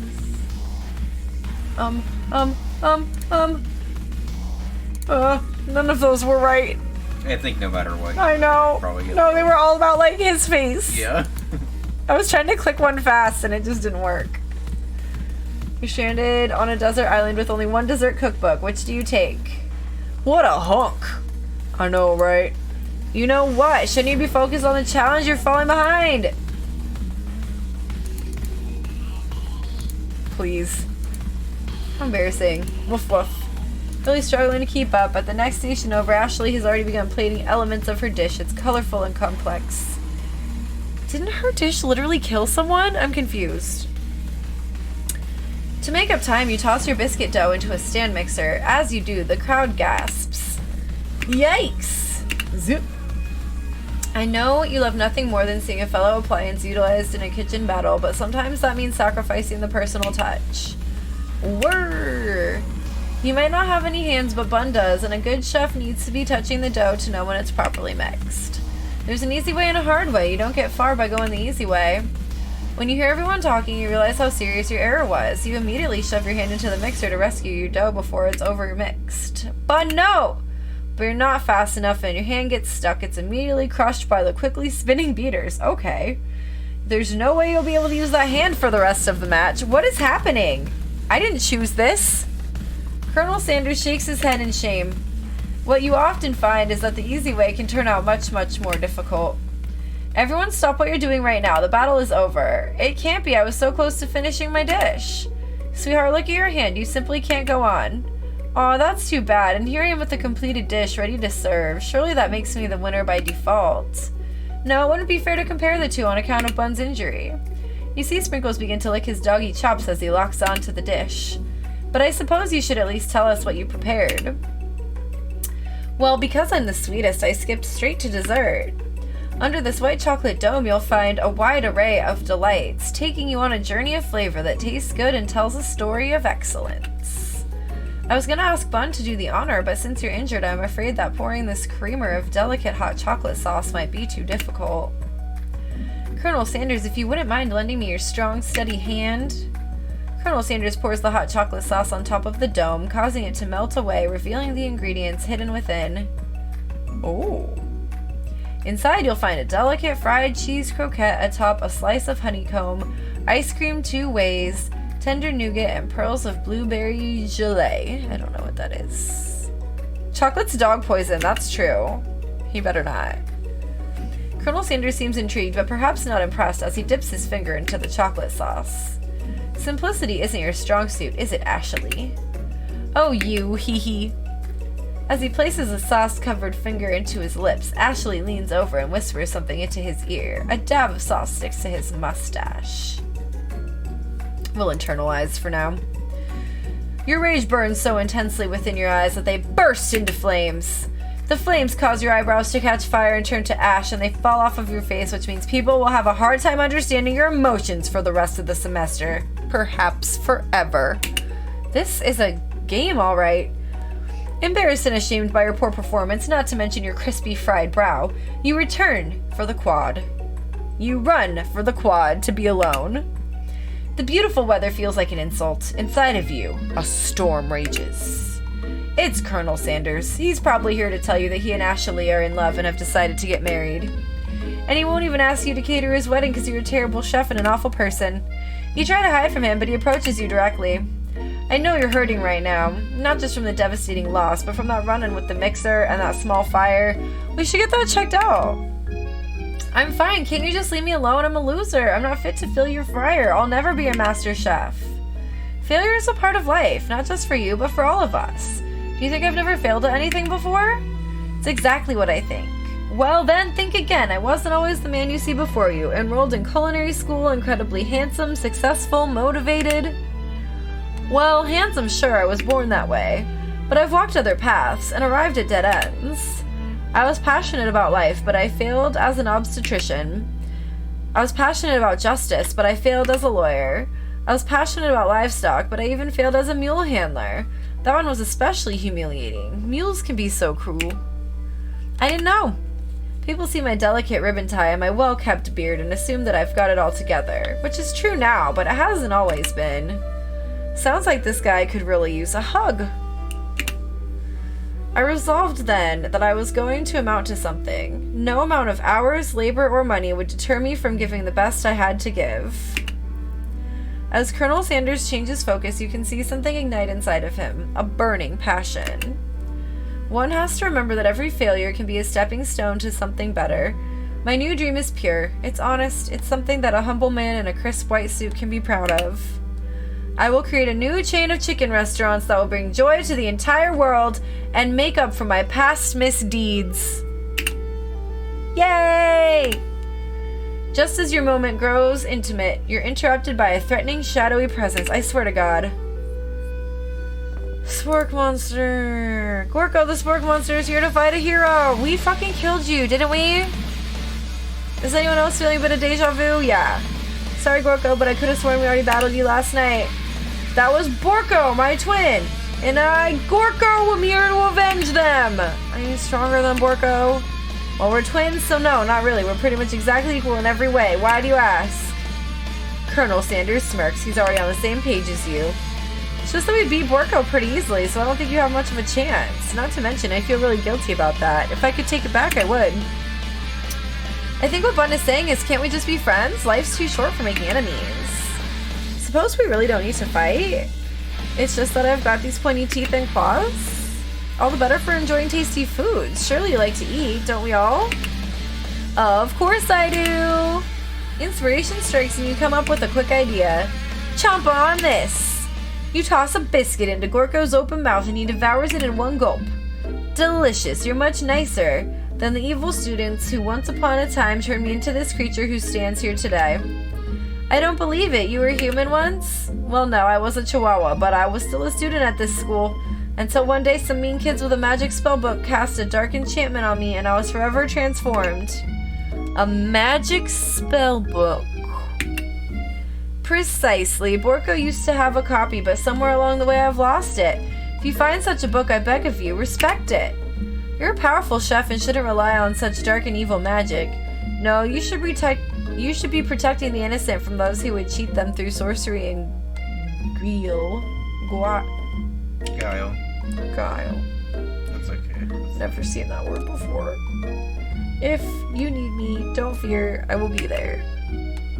It sounds like there are some bad cooks in the kitchen of life, but together I'm sure we can defeat them. Come back to my hideaway and we can discuss.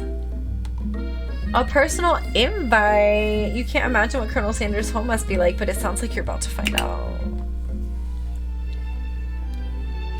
Stepping into Sanders' home, surrounded by his things, you start to feel a special bond with him. I like the chicken. It looks like you live such an exciting life, Colonel Sanders. Every day can be an adventure if you approach it with the right attitude. Long ago, I made the decision to never stop searching, never stop working, never stop imagining. Have you been working on any new recipes of your own lately? I'm always excited to talk about food with another ambitious chef. Well, there is something. It's just a side dish that I've been tinkering with, trying to find the right balance of flavors and textures. I'm not sure I've nailed it yet, but I'm close. Colonel Sanders' eyes perk up as he starts to wonder what dish you might be describing. It's meant to pair with something spicy or something crispy. Both, perhaps? Now you've got him right where you want him. Should you reveal your new creation to him or keep it secret just for you? Reveal it. What else would we talk about? You decide that you're as ready as you'll ever be to share your original cooking with Colonel Sanders. Before you can talk yourself out of it, you decide to dive in head first. You reach into your lunch bag for a special dish that you've been keeping on ice all day.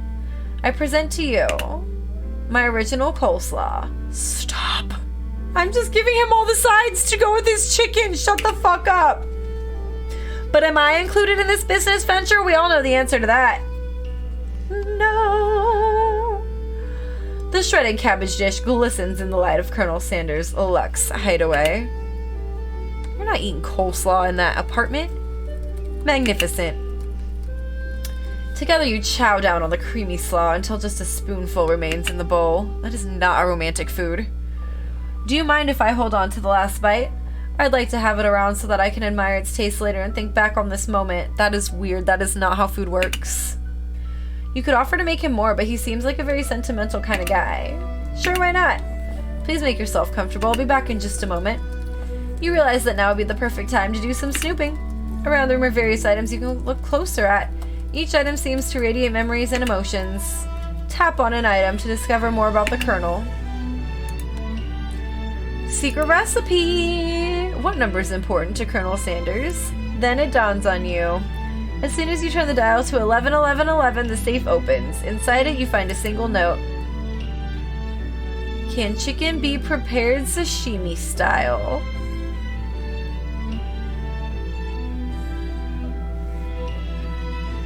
Salmonella.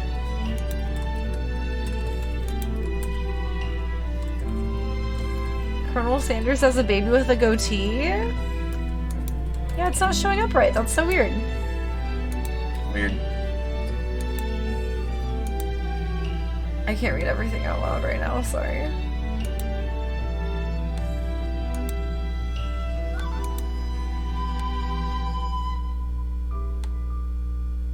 Why is it showing such like old Colonel Sanderses?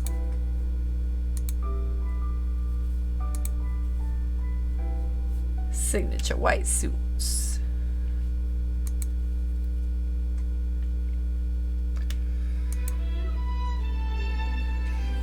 He's returning, oh no.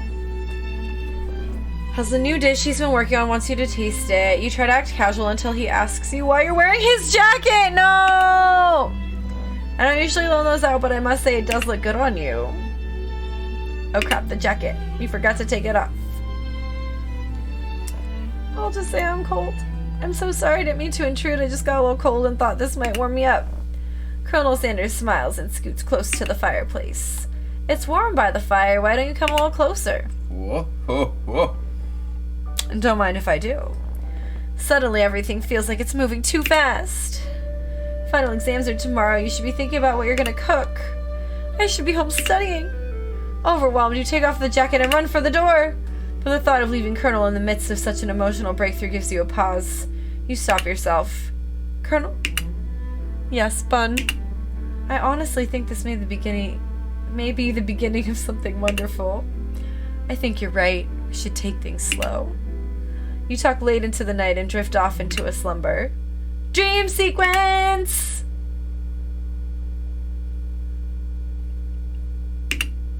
You awake to a beautiful morning in Colonel Sanders' hideaway. Oh, I woke up here. Okay. He has a nice view. Did you make the right decision on how to respond to Colonel Sanders? Only time will truly tell. I mean, he said he wanted to take things slow. I think it would have made him uncomfortable otherwise. Today's a day that could change the rest of your life. Your thoughts are interrupted when Colonel Sanders emerges into the room. He's holding a gorgeously plated breakfast, and your mouth waters at the sight of it. Here's a simple breakfast I just whipped up. It's meticulous. You taste Colonel Sanders' food and it takes you on a journey. When you return, he's waiting to ask you an important question. So would you say that we're the perfect match? How presumptuous. My cuisine and your taste buds, that is. Such confidence, such grace. Could he be the world's greatest gift to cookery? Why would I take him down a peg? I will flatter you forever. You know, I think we might make a great team. A single tear begins to pool in the corner of his eye as he gazes out the window. Okay, we don't need to get emo. And with the right business partner, I know I can't fail. Business partner? Could he be talking to you? It's all happening so quickly. Overcome with emotion and confused by your feelings, you're on the verge of tears. Unable to speak, the only answer you can find is to run out the door and go home. This is obviously my only emotional response to anything, is just run away. There's still one more day of school after all. The University of Cooking School Academy for Learning waits for no one. You get home to find something very surprising. Your best friend is there waiting for you. Where have you been? I read it that way too far. No? So when you take him down a peg, I know what it said. That had nothing to do with pegging. Get your minds out of the gut, you little nasties. It's a dating sim. What? It didn't say peg him. It said take him down a peg. That had nothing to do with... Get the fuck out of the gutter. I had one heck of a night. Speaking of sentences I was not expecting to type. I've been desperate to talk to you about it, but I couldn't find you. I got worried that something had happened to you. It's okay, I was just... But now that it turns out you're fine, I can finally get you up to speed on the saga of Miriam. Sure, but you'll not believe what happened to me after school yesterday. I went on a date. I think I can believe that. Since I've been partnered up with Clink, he asked me to go out with him. Of course, I told him you better keep your dials turned to polite and respectful. I'm not that kind of girl. But he was just interested in spending some one-on-one time together and getting to know me, so I said, yeah, sure, I can get to know the little metallic guy. Long story short, he took me skydiving with his friends, but things quickly spiraled out of control. Did she just say skydiving as if that's a typical first date to go on with a talking pressure cooker? And now I'm not really sure where we stand. You don't give Miriam time to tell her whole story, however. Bottling up the details of your own night is just too much to bear. And I went on a date too, back to Colonel Sanders' house where I spent the night with him. You what? Nothing happened, but the emotional connection... Wowzers. I can't read anymore. Being obsessed with Colonel Sanders is wrong. You don't want to be right. After a short argument, you both agree to go your separate ways. We're not friends anymore? When you arrive at school, you encounter your rivals in the quad.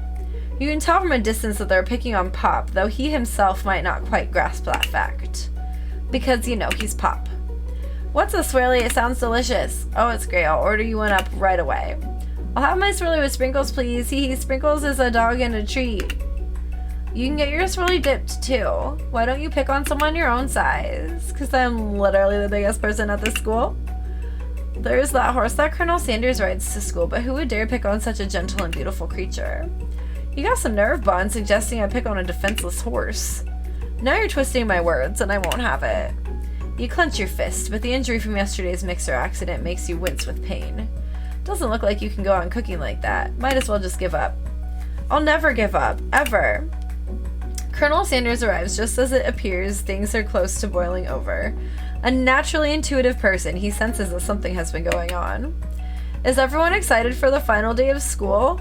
Bun, how's that hand feeling? I'm sure you'll be back in fighting form by this afternoon. Aren't you concerned about my hands, Colonel? Yesterday I almost broke a nail winning so hard.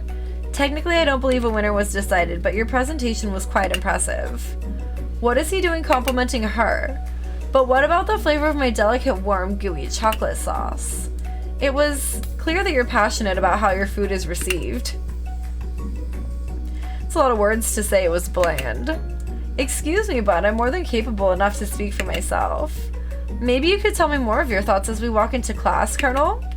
I'm always interested in discussing the fine art of fine foods. See you inside, Bun. I literally spent the night at your house last night, but okay. Annoyed by Colonel Sanders' inability to see Ashley for who you know she really is, you walk across the quad to get some distance. In an attempt to distract yourself from how slighted you feel by that interaction with Ashley, you take out the spell book you recovered yesterday and start flipping through the pages.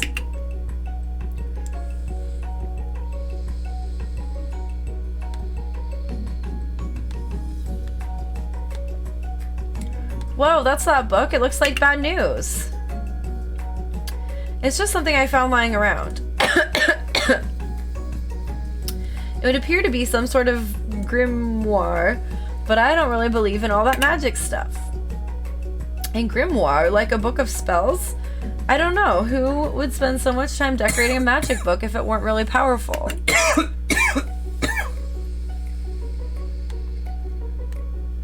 Can think of one surefire way to find out. You open to a page covered with arcane warnings. Cast only in case of extreme emergency, it says around the edges of the page.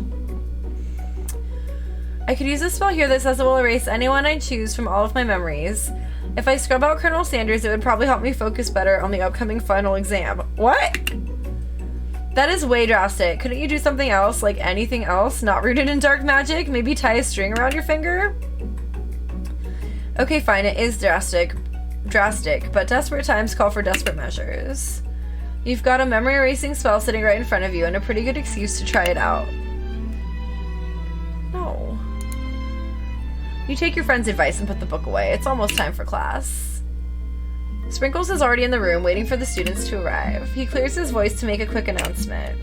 I want you all to know I feel something of a dog moment coming on, but I assure you it's nothing to be afraid of. His cute little nose scrunches up and he begins to breathe quickly. We'll wait to see what happens. Sprinkles stops in his tracks. He focuses on the window. The room is deadly silent. When you follow his gaze, you see a tiny orange squirrel perched on the cherry tree outside. Sprinkles turns feral and runs to the window of the classroom. He begins barking uncontrollably at the squirrel outside. Terrence, I told you never to come back here, Terrence. I will destroy you, Terrence! Sprinkles is barking ferociously, drool flying off his face. The squirrel looks over, but he doesn't say anything back. You wonder, is that even a talking squirrel? Who named him Terrence? You better not show your chubby cheeks around here ever again. After Sprinkles is satisfied that his presence has been felt by not only Terrence, but any other squirrel in hearing distance, he returns to his professional tone. Ahem, I apologize for the outburst. This actually brings up an important point. Thank you, Bun, for reminding me to draw out this indispensable bit of wisdom. You see... But before he can go any further, Miriam's love drama spills over into the class. I told you to save it for after class. Bzz, bzz. You think I wanted to be thrown from a plane strapped to a stranger? Miriam and Clank appear to be arguing, but you still haven't learned to speak Clank's language of mechanical noises. Work. But no, you had to show off to your cool kid friends, Jeff and Joan, J and J forever. Watch us form a triangle in midair as we descend. Triangles are the strongest shape, don't you know? Bzz, bzz. Yeah, well that doesn't make it a great date. Beep were. Then take Jeff and Joan with you. You can all hold hands as you pedal down the mountain or off a cliff for all I care. Sad beep. Clank begins to shudder. Steam pours out of the gaps in his panels and then a loud ding stops him in his tracks. Beep bzz. No amount of seasoning is gonna make me want to eat that, Clank. Clank burps out a completely deep-fried sneaker. Okay. Considering that he himself has wheels, not feet, it is not entirely clear where it came from. Did you just kill a kid? In terms of deep-fried footwear, I guess it looks okay. I love you, Murder Sanders. Like, am I late and tired, or like, is this getting weirder and weirder? This game makes no goddamn sense. You're good. I thought it was gonna be more about sexy Colonel Sanders than all this weird shit, I'm not gonna lie. Clank slowly rolls out of the room to be alone with his shoe. Everyone tries to pretend like they didn't see that entire thing go down. And therefore, nothing changed. Nothing like a loud public breakup to cast a pall over the final last day of school. That was unfortunate, but we mustn't be distracted from what lies ahead. The final competition showdown challenge exam. Still working on the title, but I think you get it. Test time approaches. See you all in the arena. Before you can think about your upcoming competition, there's a very beautiful soul nearby in need of a pep talk. Hey Miriam, are you okay? Okay, I'm so mad I could smash a tiny mug, spilling several droplets of hot cocoa all over the floor. How could he embarrass me in class like that in front of everyone? Her tiny cocoa is a delicious treasure, so you know that this breakup is no joke, even if the source of her frustration is such a silly boy. It's literally a robot, not a boy. It's like a pressure cooker. I know that you know this, but I'm gonna say it out loud. You don't need anyone. Me and you, we're gonna cruise through this final test and hit the carpool lane to Success City. Miriam brightens up, imagining the wind rushing through her short bangs, but she hesitates to embrace the feeling all the way. You're not gonna saddle up on Colonel Sanders' stallion and ride off into the sunset without me. Of course not. Well, maybe, sorta, but I'm sure there's a pony out there with your name on it, and a ranch big enough for both of us and whoever else we want to bring along. If it's not Pop or Clank or anyone else you meet today, tomorrow, or this whole year, so what? You're a special person who shouldn't settle for the first someone to show a little interest anyhow. Miriam gives you a big hug and wipes the tears from her cheeks. I should really review my menu for today. I'm gonna make a very special soup. And I bet that Professor Dog is gonna love it up. While you were pep-talking Miriam, you completely missed lunch, but that's okay, because you had a better idea of how to spend the time before your exam. You decided to head to the arena early to practice a dish. This is it, the location of your final challenge, a test of will, a test of courage, a test of talent, and a chance to beat the pants off of Van Van, the supposed man-man, and his eviler counterpart, Ashley. As planned, you begin to run through a quick test of a recipe you've been working on, Bun's famous chicken pot pie. After practicing for months, making this dish comes second nature to you, and you're able to quickly get a fresh pot pie in the oven. But as soon as you do, your cram session is interrupted by Colonel Sanders. Bun, what are you doing here? There's still time before the final exam. Oh, just taking it all in. I'm big into visualizing success. I'm looking at my station and picturing victory. It's 3 ingredients, chicken pot and pie. I can't. The pot pie has begun to bake and the smell is slowly filling the space around you. Visualizing, huh? That's too bad. I was hoping you were here cooking something delicious. You usually happily share your food with anyone who's hungry, but the last time you let Colonel Sanders get in your head, it cost you a cook-off. You decide that it's time to put your cooking above your romantic desires, but that decision gets hard to stick to when the oven timer goes off behind you. Practice dish. Okay, you got me. I'm doing a little bit more than visualizing. I know, my nose can smell a pot pie from 400 yards. You might be right, Vec. 420 yards away? 420 yards away.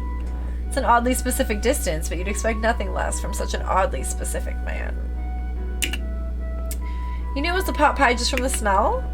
Not just a pot pie, but a chicken pot pie with an all butter crust. Sorry, the bottom of the chair got weird. My nose is telling me something else. Oh no, is it burning? No, I can smell that it was made with a heaping help of TLC. THC? But it'll probably start burning any second if you don't pull it out. The moment of truth. Wow. It's the best pot pie I've ever tasted. I've always loved country cooking and I could eat this all day. There's no time left. The final showdown is about to begin. Sprinkles lays down the ground rules. There are no rules. That is, except to cook everything you've got. Except to cook with everything you've got. You step up for the cook-off of a lifetime. You decide that mac and cheese plus the pot pie you've been practicing are just the dishes that'll push you over the edge to victory. Meanwhile, both Van Van and Ashley are prepping wildly elaborate dishes per their usual over-the-top selves. Miriam has her giant magnifying glass and several sets of tweezers. She's definitely prepared to go big going small. Colonel Sanders seems to be harnessing his 11 herbs and spices, but he's trying to find a way to improve on something perfect. His original recipe, fried chicken. The intensity in the room starts at a full 10 out of 10 with a frenzy of action. Everyone is calling out really cool special cooking moves as they prepare their food. Wow, this is getting serious. Colonel Sanders batters his chicken as it levitates through the air. Egg wash! Miriam furiously injects ingredients into an itty-bitty pot of broth. Best friend Baster Blaster. Van Van flexes his pectorals as he chops open a sea urchin. Let's rock and roid. Ashley scoops her pastries off the tray with lightning speed. Shallow personality spatula. Even Clank gets in on it. 5-dial pressure point chicken cooking technique. Wait, when did Clank learn to speak English? It's the singularity as was foretold. We mustn't let it happen or the Pliant's uprising will take us all. Self-destruct. Van Van quickly unplugs Clank and rolls him out the back door of the arena. As you frantically prepare your dish, you notice Ashley has her spellbook out. Is she going to use some dark magic to turn the tide? You've got a book of your own and you're desperate not to see her win another battle. Should you take this opportunity to fight magic with magic even if it's almost certainly evil magic? We'll do it the hard way. Who needs magic when you've got passion? I'm gonna do it the hard way, just like Colonel Sanders taught me. Colonel Sanders sees that you've chosen to win on your own terms and he gives you a subtle wink from across the room. He's literally blinking at me. They couldn't even animate him to wink? I believe in you, Bun. Miriam notices too. And I've always believed in you, Bun, since we were little kids, because I'm your best friend forever. You turn to notice that Miriam is at your station cheering for you. Miriam, what about your dish? If you're here cheering, who's cooking? Tiny food, short cook time. I'm actually already done, so I thought I'd help you. Oh, that's sweet, but... Miriam tosses a handful of spices directly into your boiling noodles. It's the secret ingredient. However, she doesn't know that you lied and the ingredient was made up. And where in the world did she get an eye of Newt from? The boiling pot explodes, sending Miriam flying backwards. The watery noodles begin to swirl in the air, bubbling up to a dark cloud that thickens and congeals before your very eyes. It is I, Steve the Spork Monster. Oh no, did we just make our own Spork Monster? Steve, wait, what happened to Gorko? You're not here to battle me, are you? We Spork Monsters are many. I think Gorko had the day off, but you have conjured Steve, and I hate to battle, so I'd say you're doing pretty alright. Oh my god. That quote. Oh hey, you're in the middle of a cooking competition? I love this stuff. It's better than TV. You crazy kids and your culinary skills really impress me. Mind if I hang out? Sorry, Steve, but I'm kind of in the middle of something. You mind? Steve, the Spork Monster, notices that you've got the grimoire stashed beneath your cooking station. I see what you're up to. You crisscross some magical items and accidentally summoned me, huh? Huh, yeah, you guessed it, sorta. If you're here, would you mind tossing some fresh noodles in a pot of salted water? I'd love to. I've always wanted to be a top chef, actually. You know, when I was just a little spork pup back in the old country. You can feel Spork Monster winding up to tell a very long and involved story. You don't know exactly where they came from, but it seems like it was probably lonely there. Actually, you know what? Maybe you should watch from the stands. I really need to focus on this competition. I understand. It's kind of like that time in monster school that I had fallen asleep during Scare-Tasters class, and then when I woke up, I messed up tactics. That's okay. You toss a serious stare at Steve, and he takes the hint. Never mind, I'll tell you later. Good luck. Having suffered this huge setback, you don't know how you could ever win. Summon extra power. I'm not giving up now. I can do this. I have what it takes. I came here to win. Your hair turns mac and cheese orange as culinary energy flows through your body. My heart is pure, my hands are steady, my taste buds have been preparing their entire lives for this. Yes, Bun, you are the chosen one. You will avenge me. The power you've been summoning immediately fades back out. You interrupted my inspiring monologue. Sorry. My heart is pure, my hands are steady, my taste buds have been preparing their entire lives for this moment. I will show the world my cookery. You begin to levitate off the ground. Energy courses through your body. You know that with this power you can do anything, except turn back time, which would be super useful because while you were powering up, your chicken pot pie overcooked in the oven and can't be served. But don't worry, dear Bun, you may have suffered some setbacks, but not all is lost. Impressed with your fortitude, Colonel Sanders decides that you've earned his support. I've been watching you today, and I must say I'm truly impressed. You've been thinking on your feet and rolling with the punches. He steps up to your station and stands right beside you. I'm here to help. All you've managed to make is mac and cheese, and time is almost up, so you're going to need it. But Colonel Sanders, what about the test? What will happen to you? What about the rules? Following the rules has never really been my thing. I follow my heart. What a guy. Colonel Sanders unfolds a delicate white towel to reveal the most delicious fried chicken tenders you've ever laid your eyes on. And besides, sometimes unexpected combinations can have surprising effects that surpass their individual efforts. Are you suggesting? If we combine forces, we can form the perfect food union. Time's up, students. With time expired, it's the moment everyone has been waiting for. You must now prepare to present your dishes.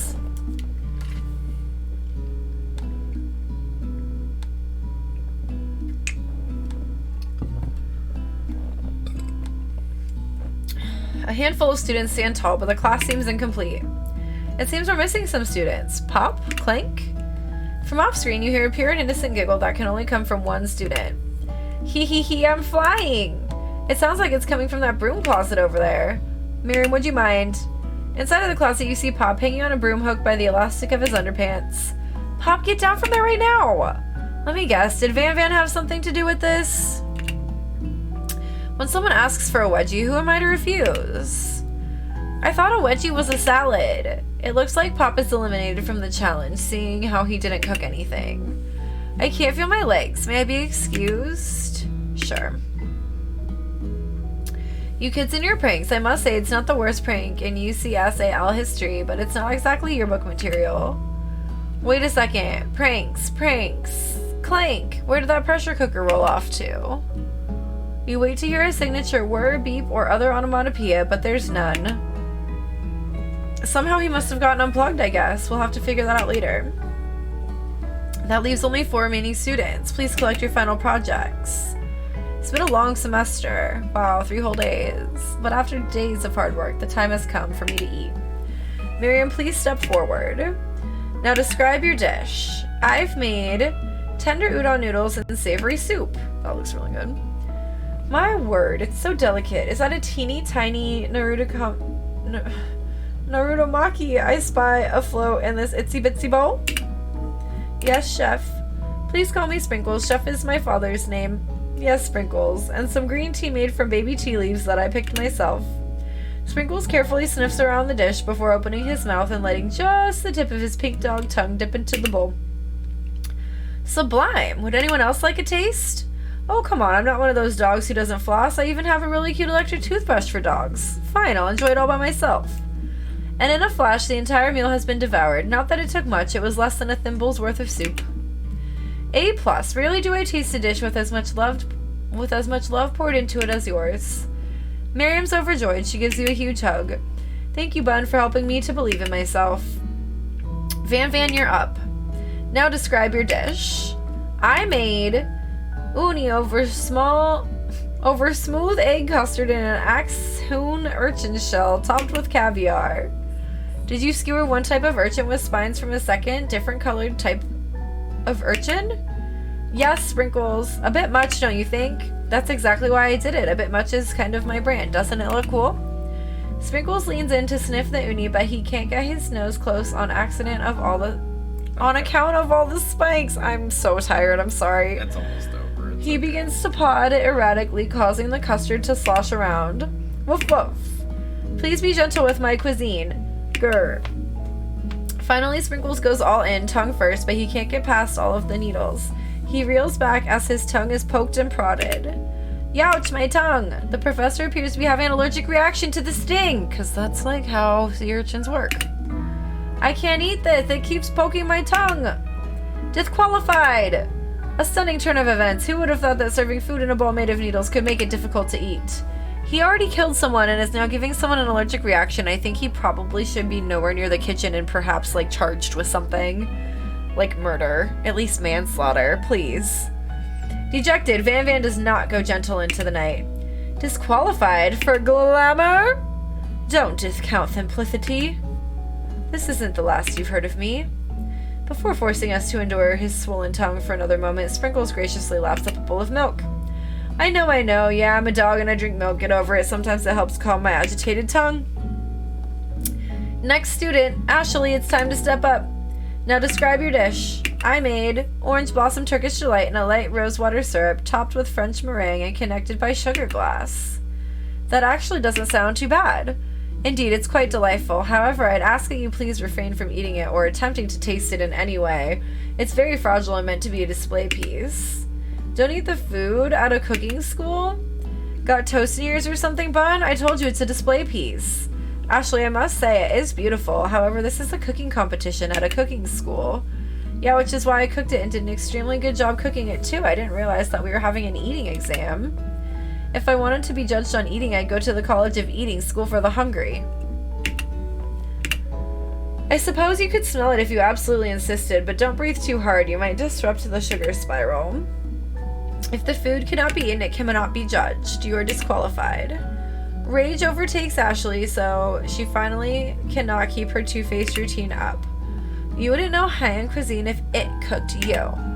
And with that, Ashley storms off to rededicate herself to being the best, but this time without being shackled by trying to be fake nice and liked by everyone. This isn't the last you've heard of me either. If this class gets much smaller, I'll be teaching myself. You and Colonel Sanders, the final cook, step up together. 2 chefs? What began as a bowl of delicious mac and cheese has become something else. Well, that looks amazing now. God damn it. He examines it closely, sniffing and eyeing the bowl. So you didn't need Colonel Sanders at all in this story? Barely, no. Because everyone just got disqualified, so you could have just served your mac and platonically cheese. spent the night at his house, and then he added chicken to my bowl of mac and cheese. Which didn't really add anything. Uh-oh, don't have a good feeling about this. From somewhere in the room, a literal drumroll plays. Just when I thought I've seen everything in this kitchen, you give me this thing. And completely blow me away. In my 49 dog years of life, I have never tasted anything so delicious and perfectly balanced. It's so delicious, in fact, that everyone passes the test. Or the class? You pass, and you get a pass.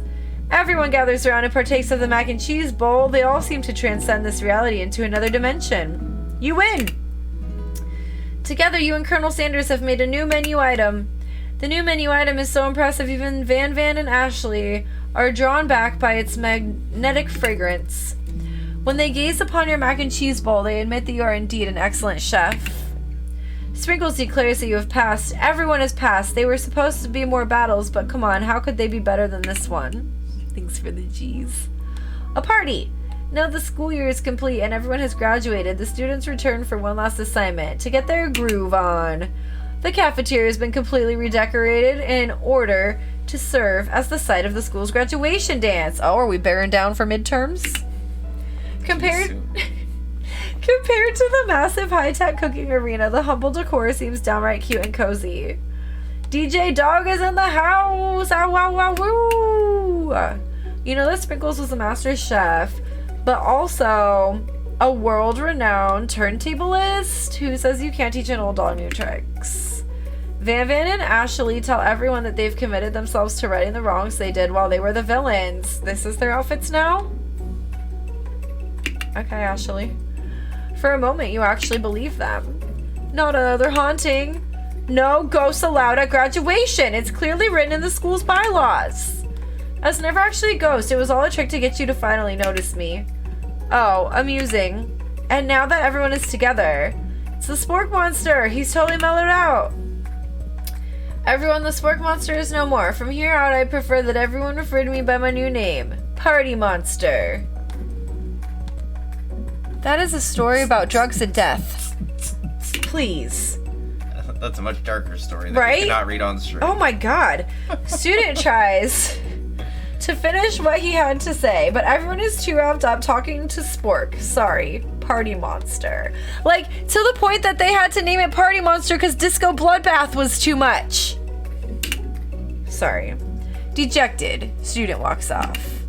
Maybe things didn't work out for Miriam romantically, but she found the love in her cooking, and you know she's gonna do great. A red carpet rolls out across the floor of the ballroom. It's like a Hollywood movie premiere. Who could command such an entrance? It's Pop. He's arrived late to the dance, but apparently for good reason.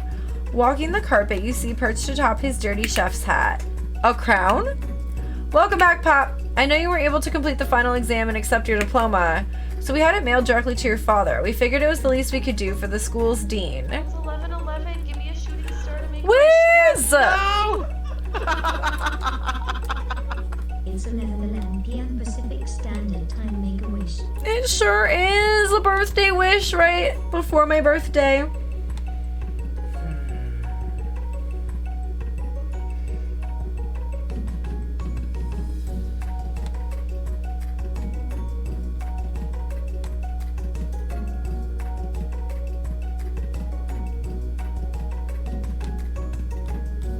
Okay, I got a really good one. Wiz, thank you so much for the 1111 biddies and wish. You are the best. The best. Thank you. I hope you're having a great night. I didn't know that you were still up. It's late.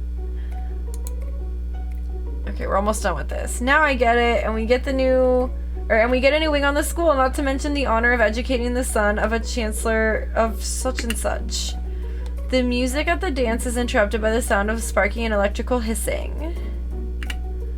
It's Clank, who has arrived late to the dance. Now that I've graduated, I can reveal my truth. Whoa, he's still doing the talking thing. I am Clank, and I am not of this earth. I'm actually from a faraway planet in another dimension. What? What? I actually feel like I knew it this whole time. Now that I've learned the ways of your kind, I must return. Miriam, will you come with me? I don't know what to say. Besides, no, obviously. I've just begun to learn who I really am. This isn't the time for me to devote my life to figuring out who you are, Clank. You're blown away by Miriam's maturity. It's pretty clear she's managed to surpass you in that regard. I understand, kind of. Humans are weird. A portal opens up and Clank disappears through it. Finally, Colonel Sanders arrives. Howdy, classmates. Just like the first day you met him, he has come prepared to feed the entire class. However, it's not enough to just give them a bucket of chicken. This time it's a full meal. I didn't get to be the most famous chicken man in the history of chicken and man by not reminding people to go out and buy my chicken. This might be the worst game I've ever played. The end? I would like it to be the end. Are we done here? As everyone feasts on their delicious chicken dinner, Colonel Sanders finds you sitting at the edge of the dance floor. Bun, what are you doing sitting all alone? Oh, you know, just waiting for the right person to ask me to dance. I wonder, might you tell me, what are the qualities that you would expect to find in such a lucky person? Off the top of my head, oh, I don't know, a spicy musk, a tidy goatee, and a degree from the University of Cooking School Academy for Learning, just to name a few. It truly is my lucky day. Would you dance with me? Yes, I would love to. As you glide across the dance floor hand in hand with Colonel Sanders, the future stretches out in front of you. And once my 100th franchise is up and running, I'll be ready to take a day off, and I'll be so glad to spend it together with you, Bun. How sweet, we'll work together and play together. Colonel Sanders stops dead in his tracks. Work together? Well, I think this is something I'll just need to do by myself. There it is. But who will help you run your restaurants? I don't believe I need help. Besides, based on your time at school here, do you really think running restaurants is the best path forward? Could it be you found a love connection but failed to earn Colonel Sanders' respect as a chef? Can you live with only half of him? Will you be able to endure sharing him with his other love, the life of an entrepreneur? I suppose I could enroll at pastry school. Oh, my dear Bun, I'm sure that you'll find your place eventually, and along the way you'll have me by your side. The end! Yeah, probably the worst game I've ever played all the way through. I didn't pay any money for this game, and I would like my money back.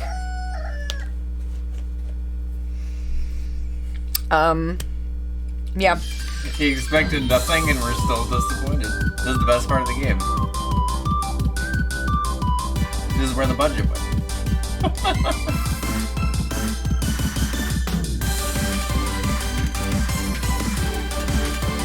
Yeah, this is really the best part.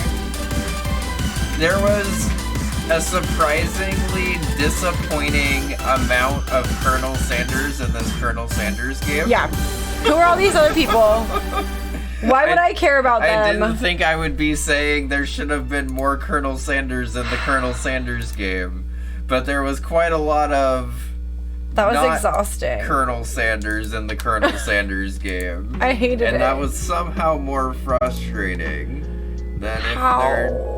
I'm changing it to just chatting. I'm not gonna have that be if somebody, like,